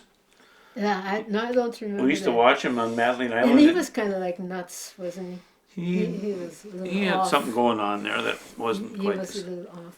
And then who else was there? Dave Supple was fun though. Remember how he used to sit there and blow his jaw? Yeah. And them little kids would walk by, and all of a sudden he'd go like that, and they'd look at. It was the funniest thing. And then there was Moochie. Remember Moochie? Sure, Peach Offer. The peach office. They lived in that tiny little house next to, that's now Vandervetter's little thing. Rita's place there, yeah. Yeah, and it was just Alan a Moochie. shack. Alan Moochie. And he worked for what was the name? Allwood. Allwood. And she would walk him to Allwood, walk him back home. At noon, she would walk with his lunch and have lunch with him. She didn't trust him. But she's the one that was running around constantly. And she was such a character. She had this beautiful long hair, and she wore those most beautiful clothes. And every Saturday was Bates Bar. And who was the guy who ran they didn't have a band, but he... Cubby LaBelle used to be there, and... No, he ran he played records. Oh, Jimmy Clark. Jimmy Clark. And all night long. And I love to dance, But, and I still love to dance. Like when I go to Mary, nobody asks me to dance because, they all want to dance with the young chicks. But I never sit still. I just grab somebody, and I dance. Yeah, you've grabbed me on more than one I occasion. dance all night. And so we used to go to Bates every Saturday. That was fun. Jimmy Clark and his... Yeah. Jimmy's bandstand. That was... Yeah, Jimmy's band. And he used to play at the baseball games, too. Yeah. And then they had... So Bates was really a great place, and all the locals went there. Remember Mumblin' Joe Linville? No. Remember, he'd sit in the taverns and he'd be talking to me. Yeah, maybe, I don't know. I didn't go to taverns that much, just Saturday. Yeah. But Frank You know. Uptedall, he used to be at Bates a lot. Up the doll, yeah, Huh? yeah.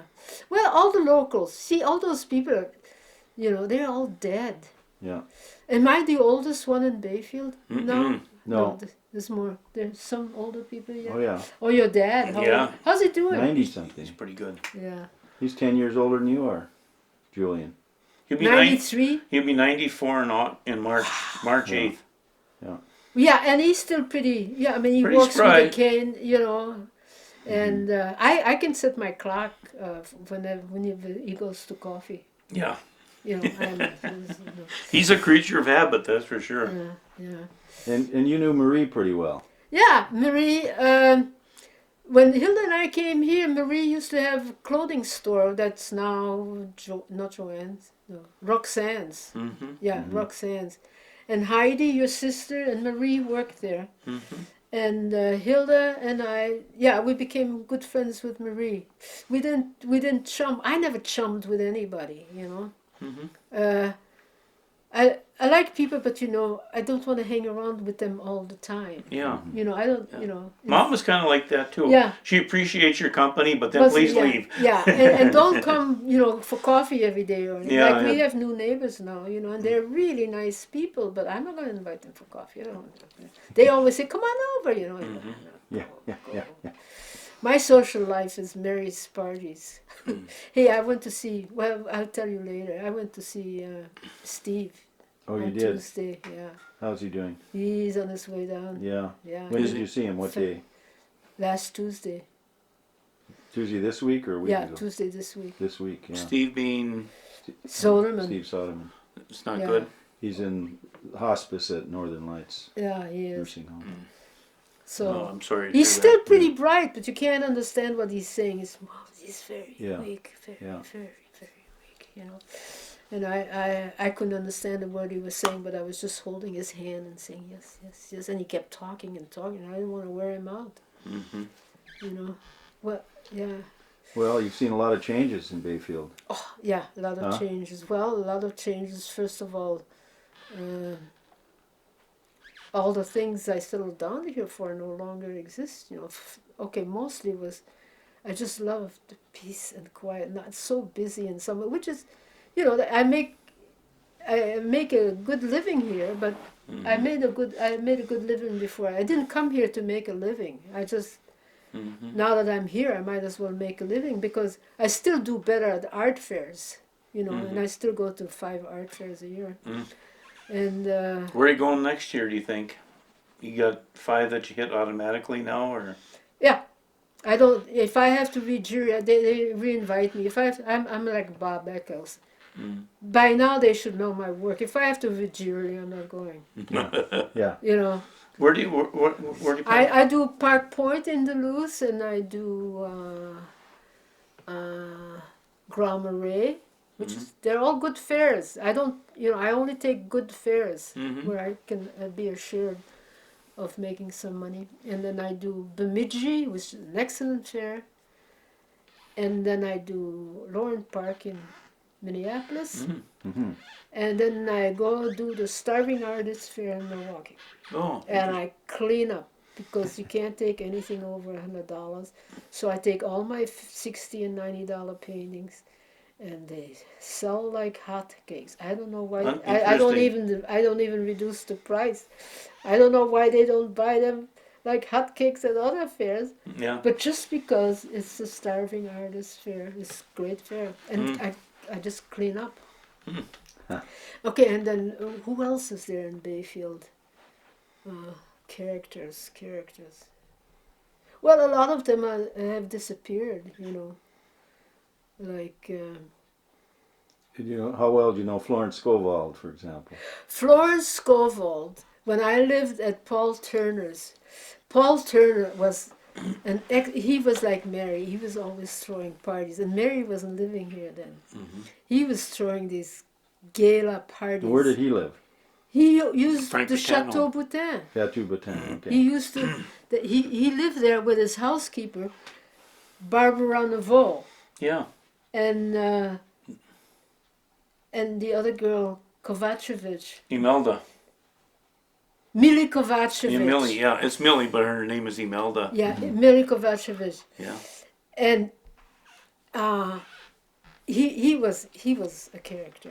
I mean, talk about, he was a defrocked priest to begin with, and we got along so well, and I understood from anybody who lived there, they didn't like to live there because he gave them all a hard time. He always could meddle on the third. He only rented out the third floor at the time. Mm-hmm. He always came meddling on the third floor with them. And they said he had his office there. We had the whole third floor, the ballroom, and those two little turrets, and then we didn't have the little round thing. But he never came up there when we were there, and he would throw these. Lloyd, You and Lloyd, were living there? my two dogs. I had these two enormous dogs, and he had this enormous dog. We got along. Great. He really had well. Great Danes or something, Yeah, didn't he? he had a Great Dane. I had some mutts. And Barb Naveau was such a good cook. She would always be. And then I would paint and throw stuff. Sometimes I still threw stuff away then, that didn't work out. Now I don't throw anything away, And then Barb, I found out, we'd always go pick them all out and straighten them out. And then she framed them and hang them up. Really? But Paul he was a pianist, he played the piano. And so he would have these fabulous parties, with all the characters in town. Where did he get all his money anyway? I have no idea, never asked him. And he would invite Florence Scofield, who would sit and talk about another character. She was so talented on that piano. She would sit there and sing and play, and she'd bawl everybody out, and she was sort of reverent. Yeah. And so those were great. And Paul Turner bought a lot of my paintings, but he didn't want them framed. He bought them real cheap, just the painting. And then that one time, I walked. This is before I lived there. I walked in there and I saw this fabulous painting, and I thought, "Wow, look at that!" And it was a painting about this big, and it was in velour matting, and triple mantling, different colors, and gilded frames, And I thought, "Oh, what a beautiful!" And I walked close by, and it was mine. Ah! I mean, the frame did. I mean, I just have little metal frames on it because I can't bother to, to sit there and do a frame. So he had. That's how I knew Florence, and she lived on the corner, and she was kind of like a recluse also. Most people that settle down here because they like it are recluse. So are you. Yeah. She, You're right. You're right. I remember her mother and father. I never. Or- I never knew. Yeah, Dale and Mrs. Voris as a kid, we used to go up and visit the house there, and I helped her unload her van when she came from California or wherever she came from. It was a hot day, and I'm telling you, if you want to see a woman that had stuff, Oh yeah. it was piled right to the ceiling inside that house, and we left. It was the hottest day of July ever, and I was wore right out. But and I know Florence, and she was a very, very good friend of the Nelson family. She went to high school with my Aunt Ranghild, Oh. and she would have graduated in 1922. Yeah. Would have been the year that Florence got out of high school.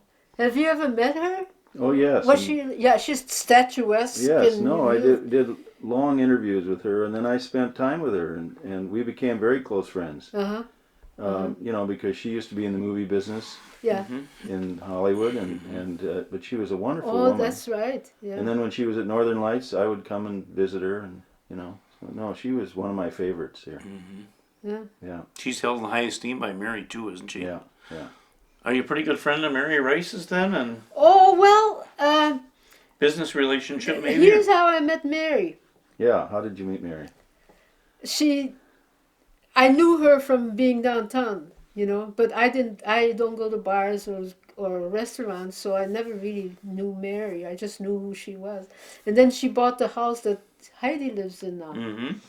And the very first year I think it was, she had this big party, and I don't know if I don't think it was New Year's, but it was so noisy and so loud, and they were playing such loud music and laughing and this and that, and I wonder why in the hell she didn't invite me. So I called her up, Mm-hmm. and I said, Mary, this is your neighbor Denise Koch, and I said, unless you're going to invite me to your parties, I'm going to call the cops. And from that, she laughed. Yeah.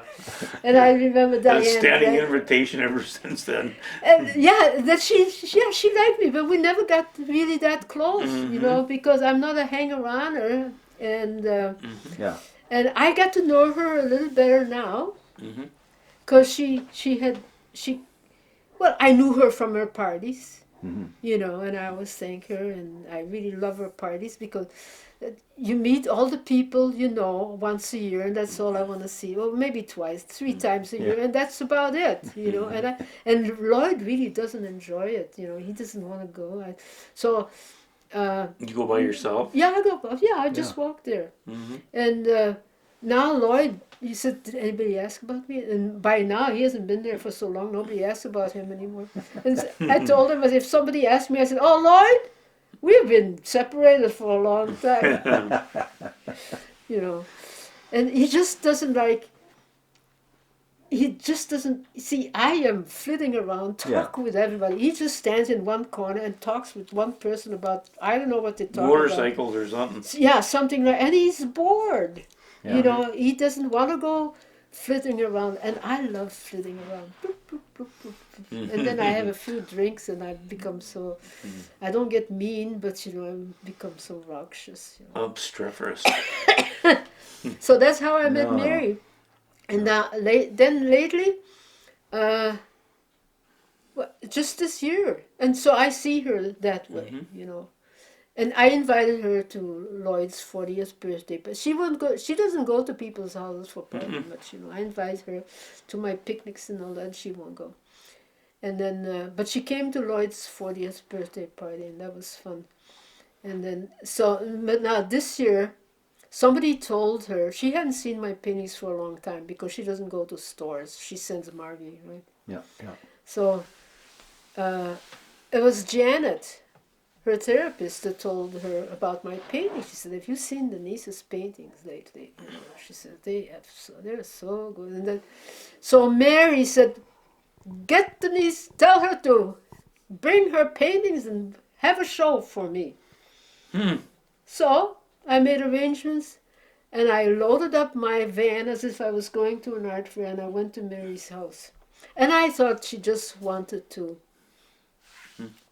see my paintings. You know, she bought a whole bunch of them. You know, I was going to put them. She said, "No, leave that one there. Leave that." She never even asked how much they were. You know, so I sold her. That was just like going to an art fair, and all I had to do was go across the street. Wish you had more customers like that. And then somebody else saw them, and they wanted to. They Became wanted to interested see. too. Yeah, and so she invited me a second time, and I sold another bunch again. Jeez. Not just to Mary. Yeah. So that was good. So I'm thinking, hey, maybe I ought to just give up art fairs and do private Come up with a new showing. approach here or something. No, I like to go to art fairs because that's where I meet artists that are like me, bohemian types. You know, the guild people. Are you Bohemian? Yeah, I'm a bohemian. Well, I thought you were like a. The guild people, you know, What do you mean Bohemian? Explain that. like gypsies. Oh, okay. Yeah. They work hard, they go to fairs, they sit there in the gutter for 2 days with the weather, the wind blowing, and they work hard and they make tons of money. Whereas the guild people, you know, it's too much work. I have nothing in common with a lot of the people at the guild. They don't, you know, they don't want to work, and then they just, you know, and so. Well, you're an independent woman. Yeah, and I love going Aren't to you? art fairs. It's like going to a reunion from I never had reunions with my schoolmates or anything like that. So artists are my, It's your what do you call reunion. that, alma mater? Yeah, the University of Art. Yeah. Yeah. And I make good friends. Every fair I go to, you have new neighbors, and we work together, and we're the same type of people, and I love that. So, um, art fairs is my social life. Mary Rice's parties are my social life, Mm-hmm. and the rest, books and tapes. Tell me a little bit about um, your nationality and your parents. And Oh, okay. I know you're from. Okay, I was born and raised in Belgium, in Brussels. I was Mhm. born in 1926. Mhm. My dad, whose name was Valère Prosper Verbeke. That's my full, my maiden name is Verbeke. How do you He's spell that? Verbeke. And you know what it means? It's a Flemish Verbeke. word. It's far brook. Oh. So Lloyd always Big. said, up the river without a paddle, far up the brook. Yeah, and my Oh, interesting. other relative, far brugge, far bridge. Ver okay. is far, Yeah. and my dad's family they owned a printing business. They were all printers, and I remember sitting as a child, we'd sit around the dining room table, and my dad would bring home, what do you call that? Things that you make, to print papers with, the letters, and we'd sit the there and type? make the Typeface? type. Yeah, Okay. we sit there, and that was our entertainment. Mm. And so he was a printer, and my mother was, and I had two sisters. What's your mother? She was a. She was okay. In Belgium, we What speak was your mother's name? Marie Madeleine Lancry, and in Belgium, there's no Belgian language. Part of the country speaks French and the other part speaks Flemish. But us living in Brussels, they speak both there. And all the streets, everything is printed in both languages. Mhm. But my dad couldn't speak French. He only spoke Flemish, but my mother could speak both French and Flemish. So in our family, we learned both. We grew up with both languages. But don't ask me about Flemish now. It's a lot. Because I never speak it anymore. Yeah. And Are the Flemish people? Are they part of that European Teutonic stock over there? yeah, there's the Walloons are the French. They are more the southern part, and they're more like from Spain. When Belgium was owned by Spain, and the Flemish part are more like the Netherlands when Belgium was owned by the Orange Line. The Orange. Belgium has been owned by so many different countries. So one is the French and the Flemish. Mm-hmm. And Flemish is actually Dutch, Mm-hmm. but with a different accent. Okay. And so if you speak Flemish doesn't mean you can understand German, although it sounds like German, but it isn't. That's complicated. And then I went to school, and And you said you had two sisters? yeah, I have two sisters, What are their names? Micheline and Gabrielle, and Yeah. Denise, and I'm the youngest. Are they still alive? Yeah, they live in Milwaukee. Oh, they do. My one sister, I don't know how old she is, but she's been bedridden for years. She had a spinal injury, but she's still alive. But she's in bed. She can't, But her spirit is still there. And we were all three very active. My other sister, I just saw them. I only see them once a year when I go to Milwaukee for the art fair. Mm-hmm. Yeah. Because I don't have The way time. it is. I'm running all over, and they don't travel. They would never come up here. And they were raised in a Catholic school, and I was raised in a public school.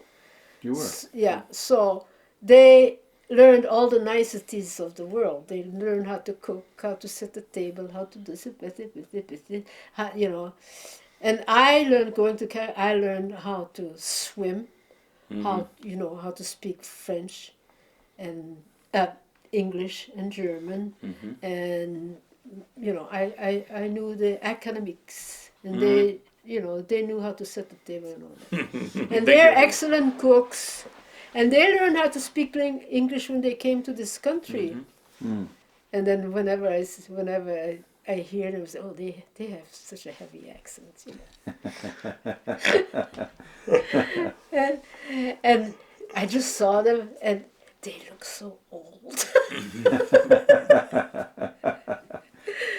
But they do much. I look much younger than they do, although there's only about 1 or 3 years difference. Plus, you've taken good care of yourself with that brandy. Well, yeah, I That learned, brandy yeah, man and I had learned kept how you to, young. yeah, I learned how to swim and how to do all that, whereas they know they're housewives.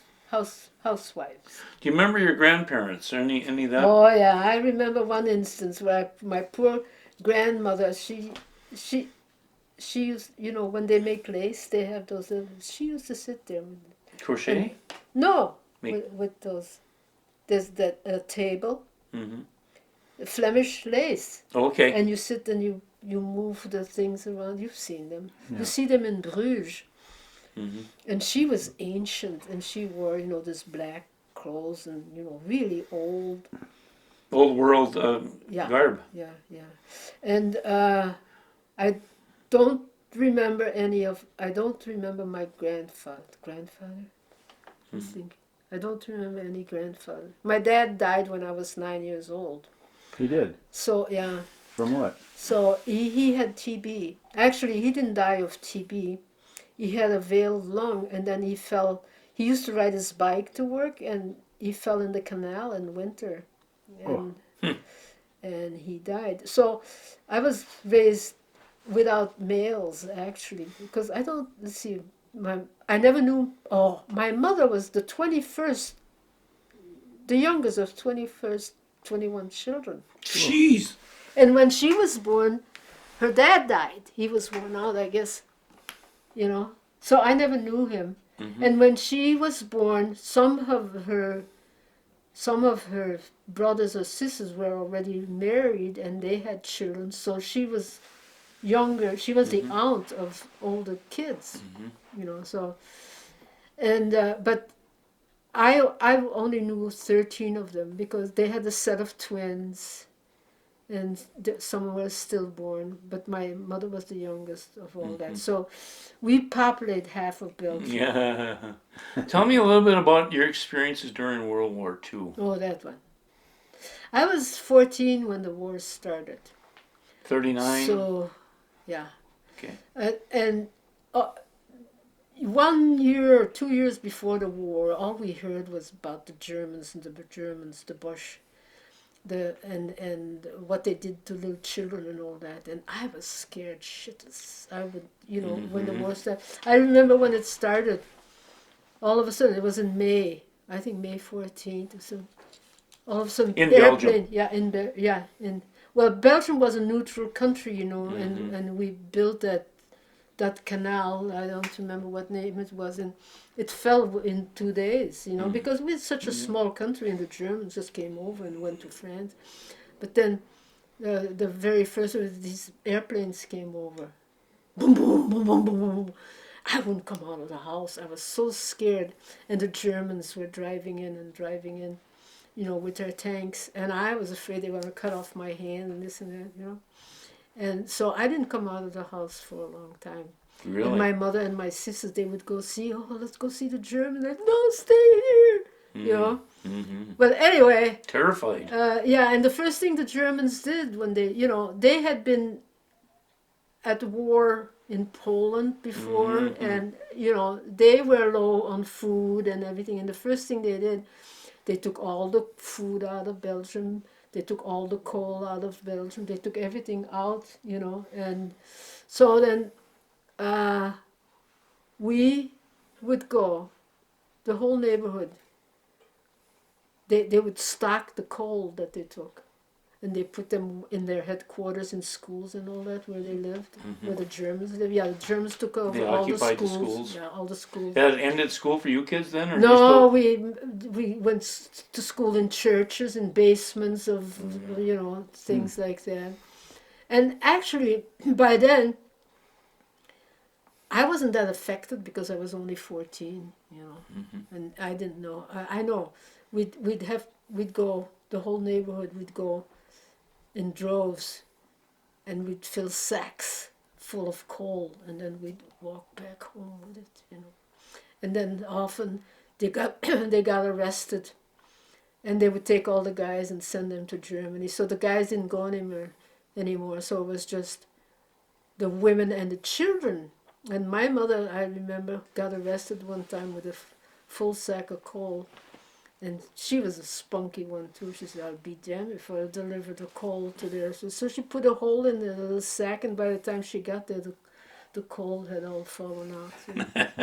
And we used to go to the country because there was no food, and the farmers were making a fortune and selling things on black market. And so we'd fill our suitcases and our pants and everything with food, but we couldn't go through the station because they had German guards there. So as we passed close to the house, you know, we'd throw all the suitcases over the board off the train. And then my mother and my sisters or the neighbors would get it. And I remember I had a suitcase full of potatoes, and when I threw my suitcase, bang! It exploded, and all the potatoes went all over. That was my youth. But I was still in school, and my sisters had to go and hide underground because they were of age, and they were deporting all the people to work in the factories in Germany. Well, so would have been made to go. But because I was young and still in school, I didn't have to hide, you know. So, and Terrible period in your time. So I spent most of my time standing in line because everything was rationed. And in Europe, you didn't have, now you do have central stores. You know, you had a fish store, then you want to buy butter to go to a different store, you go to bakery. So I would stand in line to get some fish. Then I'd go to the next store, stand in line to get some butter. Then to get some eggs, you know. And I remember my hands constantly being frozen. And it wasn't that cold in Belgium, but we were malnourished. We were fat. We were so fat. We were just bloated. All we ate was rutabagas. And that was the only thing, you know. We used to be so fat. But then... You were heavier there too? Yeah, because we were just bloated. Interesting. Yeah, and we were never heavy before that, but it was during the war because we were malnourished. Yeah. And so, okay, then the worst part. So you got used to, you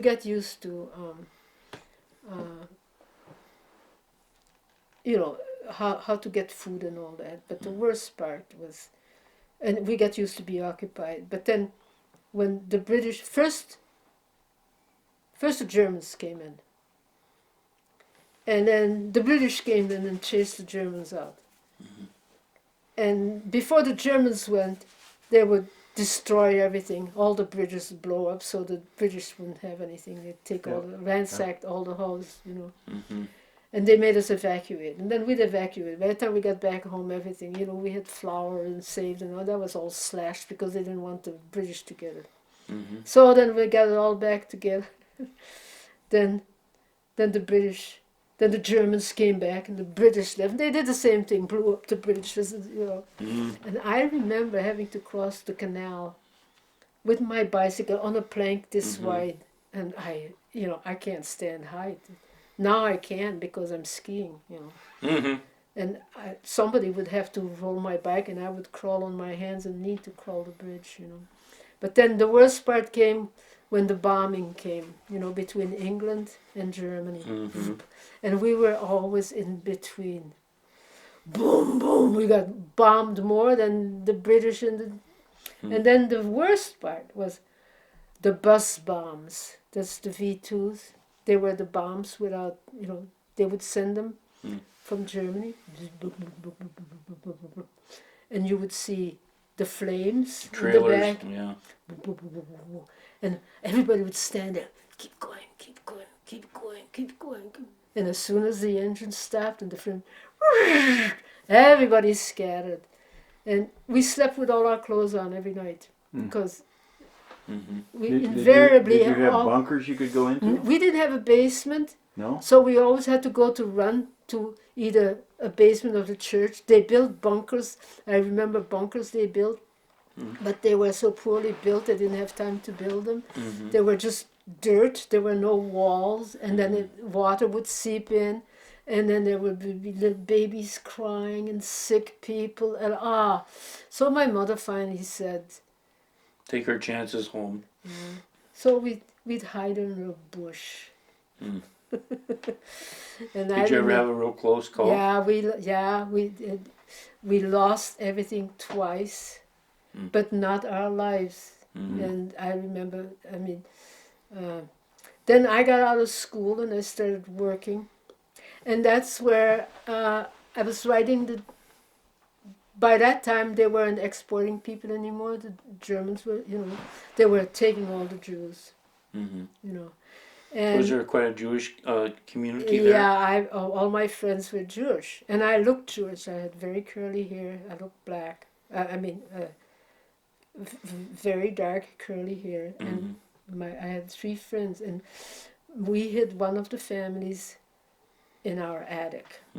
That was Leah, Rosa, and the 2 parents and the 2 kids, and then the dad. So we fed them, and we told them to stay there. And but then the dad said he had connections. He had connections before he had to go in hiding, and he was going to try to go to England to get his connection. So he went, and he never came back. So then the mother couldn't stand it. She wanted to know what happened to him. So we begged him not to go. She went, never came back. Then the son, you couldn't keep them. They had, and then one at a time they went and they never came back. And then me, stupid me, I went and looked for them. And even my teachers, at the school would say, Denise, where's your star? I said, I'm not Jewish. Because I looked very Jewish, and all my friends were Jewish. And so, anyway, I never found out. The Star of David. I never found out what happened to them, but I went into the neighborhood. It was so devastating. It was just, everything was so empty. So I was lucky to get out of there alive. And then one of them, my other friend, went in hiding someplace, and she got away. She's the only one. The family we had, they all died. They all went to concentration camp, and we never hear from them anymore. And those were my only friends. I had one girlfriend, Mathilde, which I still, every time I go to Europe, I go see her, and she's the only one. All my other friends are dead, and so I don't really have any attachment to anybody. So that must have been a shocking experience. And then, but even then, see, I fly no flags because I believe that humanity, it doesn't matter what country you're from. So I wasn't against the Germans, I wasn't against the Jews. I was against the Nazis, So when I was, then when I got out of school, and this was toward the end of the war, I got a job and I had to take a streetcar. And I rode the streetcar every morning. And this cute little German soldier was always on that streetcar. So we had a little thing going. Did you? Yeah. Do you care to really expand on that, or? Yeah, I tell you what. In Europe, you don't make out in the back of a car. Yeah. You rent a room for an hour. Yeah. Yeah, that's what they do in Europe. Yeah. Which is much nicer, I think. I hated it when I came to this country, and guys would get me drunk and get me back in the car, for crying out loud. So here's my first experience. I'll tell you about it. So we rented a room. Yeah. We were in love, Yeah. I was 17, 18, and I had never had a drink of alcohol in my whole life. And so the guy had bought it. I don't know what he bought. A bottle Little of wine. schnapsy doodle? Yeah. And so I had a couple of drinks, and all I did was vomit. And I don't remember what happened. A That was my monumental first. That experience. was my first experience. Then later on, when the war was over, then the Americans came. I had to go in hiding because I was dating this German guy. Oh. Well, I wasn't a collaborator or anything. And then those poor women, I went and hid at my aunt's place, and I never came out. But they would make those poor girls who patronized Germans. They make them run down the street naked, cut off all their hair, and throw Who did stones that at then? them. All the damn civilians. Yeah. Civilians in And those were Belgian Yeah. people. So what made them any better than the Germans? So luckily, I by then the war was over, and then I went. My two sisters dated American GIs because they were older than I was. I didn't date them yet. So they had a dance at one of the schools, the Americans, and they had German prisoner of war Germans who were the musicians, and they served the drinks. They were the waiters and all that. They worked in a factory. in a POW camp. Yeah, but they would take them into the buses to the school, to play. And so I went to one of those dances with my sisters one time. And they were just sitting there, dancing with this one, and I was a good jitterbug You were? dancer. Yeah, I love jitterbugging. I love dancing, and I'm just sitting there drinking my beer, and I picked up my beer, and there was a little note under my thing. I mean, talk about, I'm not making this up. There was a little note under there, and it was written in German. It was the German waiter had put that little note under my thing and told me to go, if I cared to meet, well, that was exciting, So I met him. Oh. Yeah, and then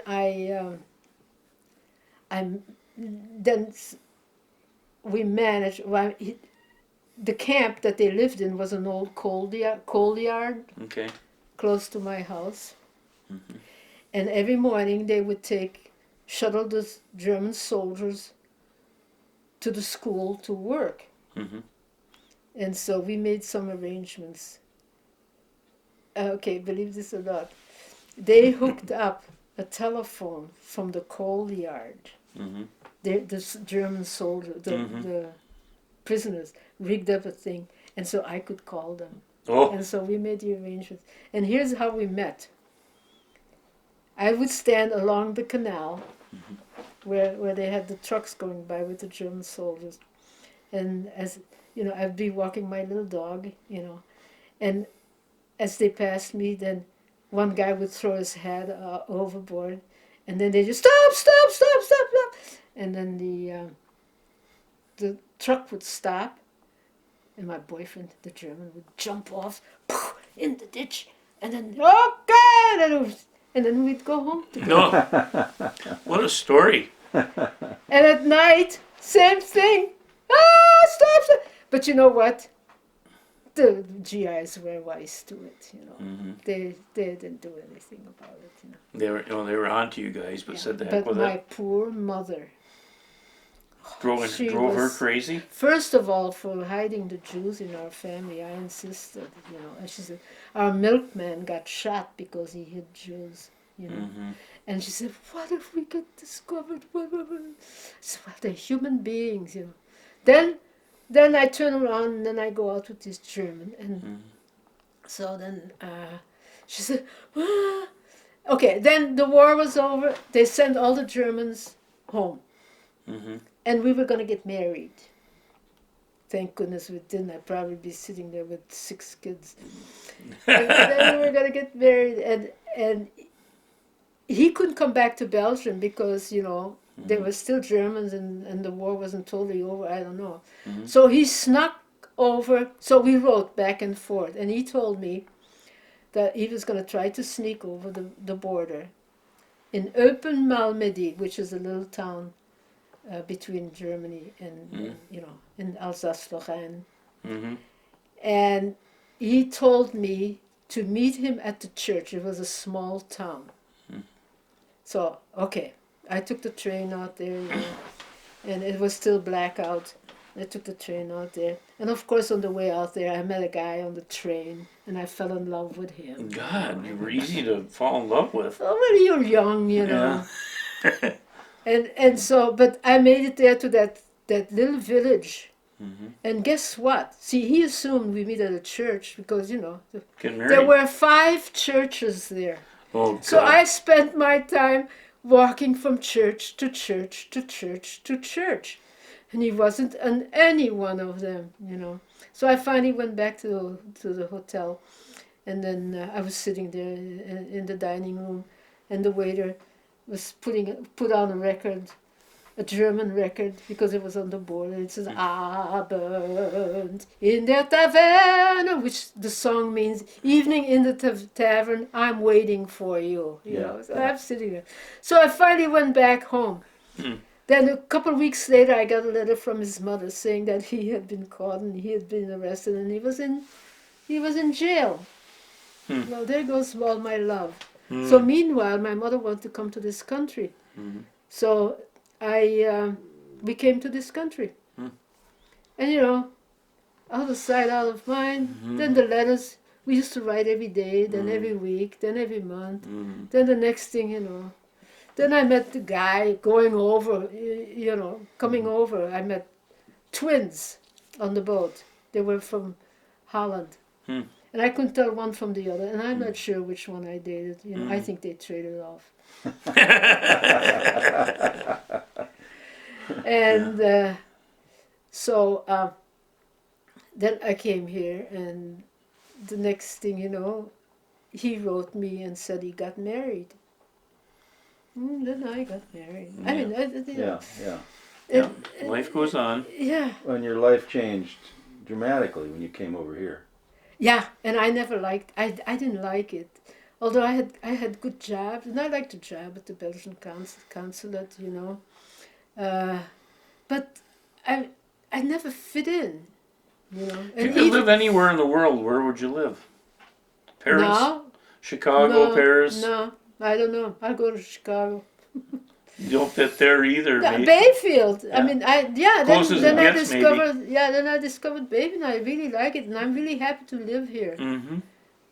Because it's still the best place. Yeah, and we don't want to lose you from Bayfield, Denise.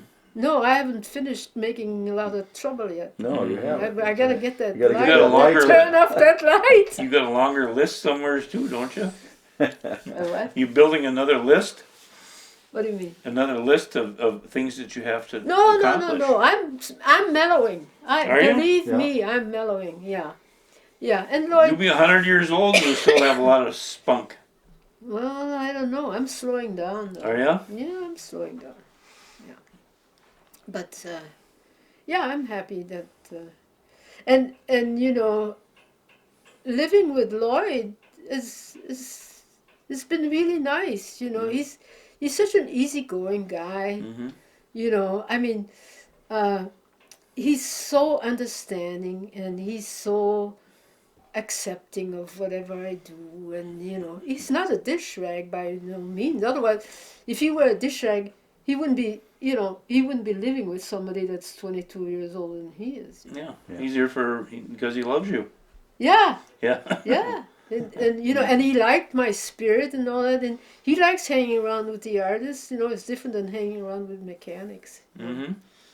Although, like I said, right now I consider, he's changed a lot. So. Well, we all. Yeah, I don't know where I want to go from here. Maybe cornucopia. Cornucopia. I always thought it'd be fun to live like in Norway or something like that. And I don't know. A little tough. Yeah, if I think I would like to go live back in Europe, but I wouldn't fit in there anymore. I'm not European No. anymore either. I can hardly speak French anymore. Yeah, but it wouldn't take you long to pick it up, You would know, it? when I call, I still have cousins over there, and I call them once in a while. It takes me a little while. Oh, and my daughter and I speak French because she used to be a French teacher, Mm-hmm. and um, I, there, I've become so much Americanized too. Yeah. I'm no longer Belgian, but I'm a lot of Americans. You know, in fact, when the last time when I go see them, people think, you know, I come on strong, you know, but it's my tone of voice, you know. Instead of saying, "Oh, what a lovely sunshine," I say, "Oh, look at that sunshine," or a sunset, you know. Mm-hmm. And everybody goes, "Ooh." And when I went to my cousins and all that, I wouldn't go like this all the time. You know. Did you always have that strong personality? Yeah, yeah. I'm very Even when you were domineering. like this age in 19, I'm domineering. No, I become more domineering. were you? I used to be. Were you a softer, gentler lady Yes, in the I older was. days? I used to be a doll too. I wouldn't go out of the house unless my purse and my hat and my shoes and You my were all gloves fluffed matched. up and When I met Lloyd, I was wearing GI boots and GI jacket, and you know, I mean, I've changed a lot. you look like a doll here. Yeah. And you know, I never swore until I came to this country. What started that? Now I swear like a truck driver. What brought all that I don't on? know. Is that when I speak English, I'm tough. When I speak French, okay, Lloyd can tell the difference. Just the language alone, you know. Mm-hmm. Okay, I'm going to speak French now, and I'm not going to change my tone of voice. Eh bien, comment ça va? Il faut pourtant que je parle un peu de français, huh? See how much sweeter that is? Mm-hmm. It's just different. Say the same And thing when in I- English. Oh, and how are you doing? You know, you can tell I'm not different, in, you know. Yeah, it's like it's it's forced and harsher. hammering It's away. got more of a song to it. Too. Yeah, Yeah. you Yeah. know, and I go, ah, oui, and you know, I smile when Yeah. when I speak English. Here you're smoking a cigarette. Yeah, I used to smoke. Yeah, that's the way I used to look going to art fairs. Uh, Yeah. you always barefoot at art fairs? What? Were you always barefooted at art fairs? Oh, it's so hot. This is in Chicago. It was 90 Oh. degrees. Yeah. Mm-hmm. All right. Well, that's the Well- story of my life. Okay, Well, cut. well, Denise, Oh, this has been a wonderful afternoon. yeah. have to say. Did we forget anything?